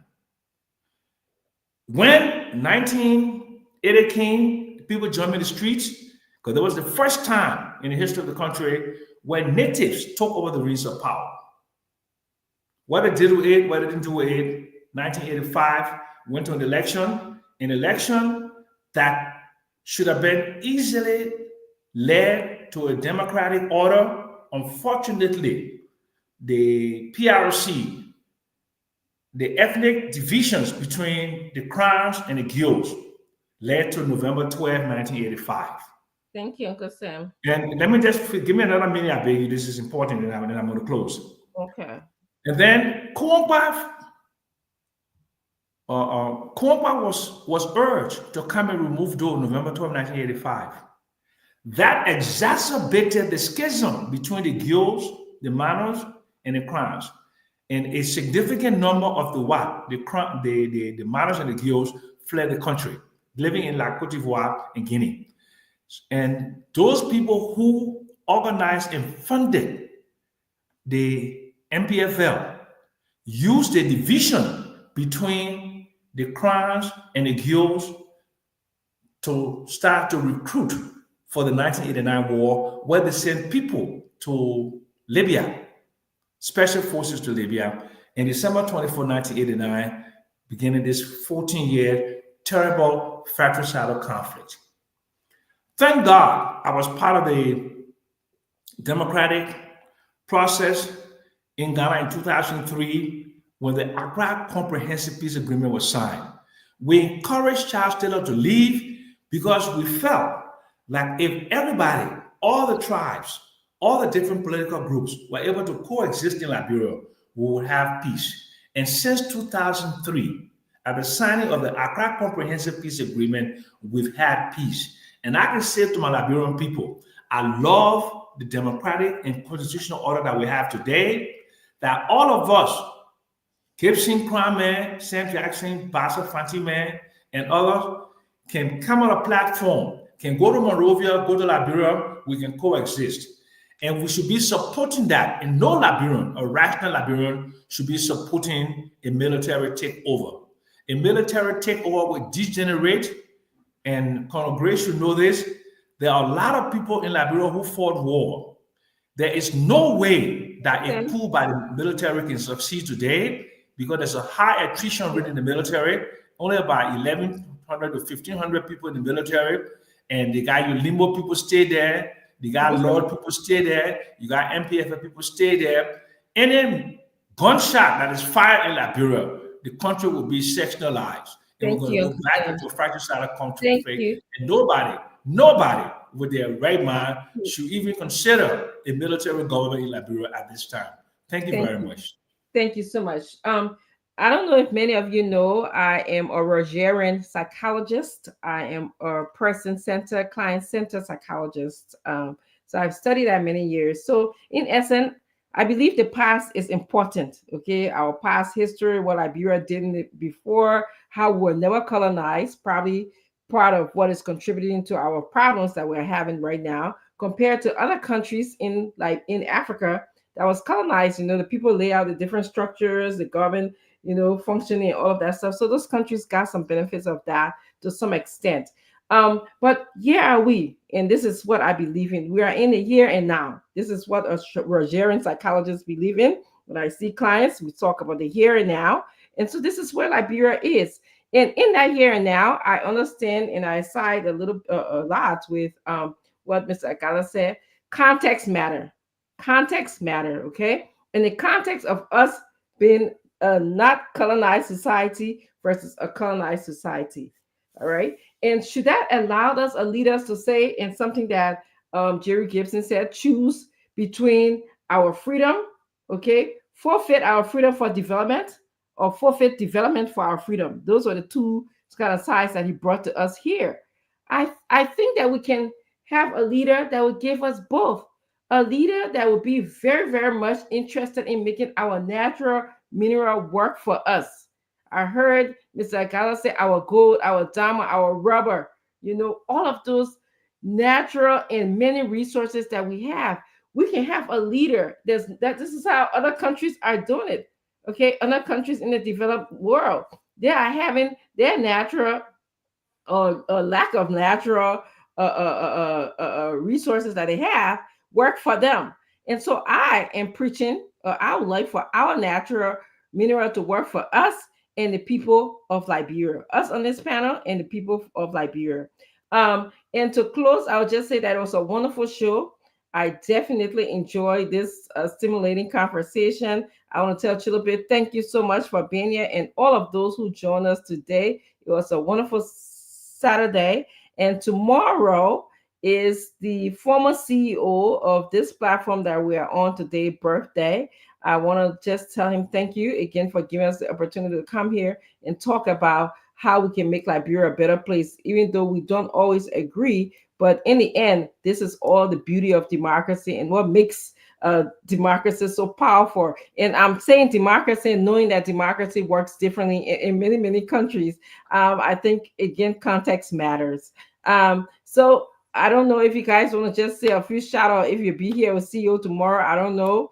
I want to give you the opportunity to say. Well, let's sing the birthday song. Okay, yes. I didn't suggest that because I'm a bad singer. But let's go. Somebody can spin up a one side for us. Happy birthday to you. Happy birthday to you. Happy birthday to you. Happy birthday to you. Yes, we did it. Happy birthday, Stanton. Yes. Okay, good night, guys.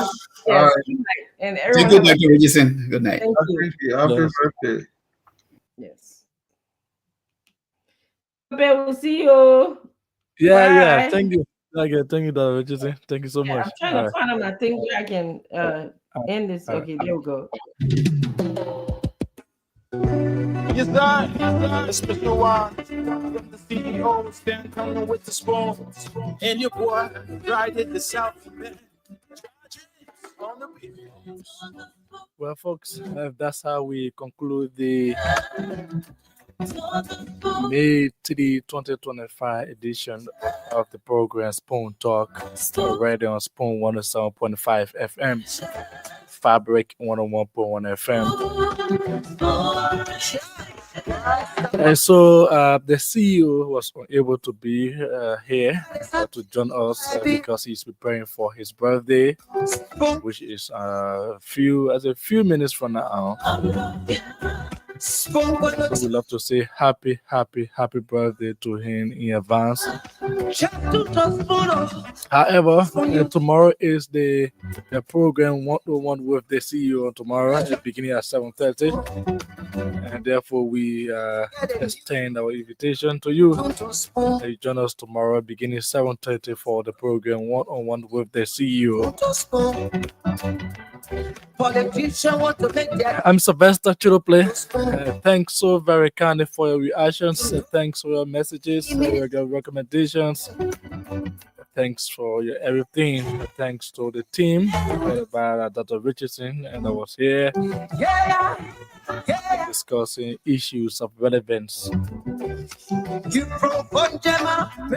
Thanks for your comments, man. Thank you for always bringing your data to get the latest information. Yeah.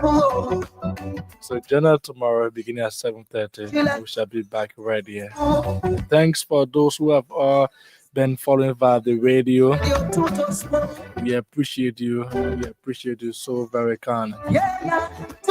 So then, have a wonderful night. God bless you all. Bye-bye. Rastafari. Kilibamba, kilibamba, kilibamba. Kilibamba, kilibamba, kilibamba. What I want? Yes, what you got? Yes, what you got?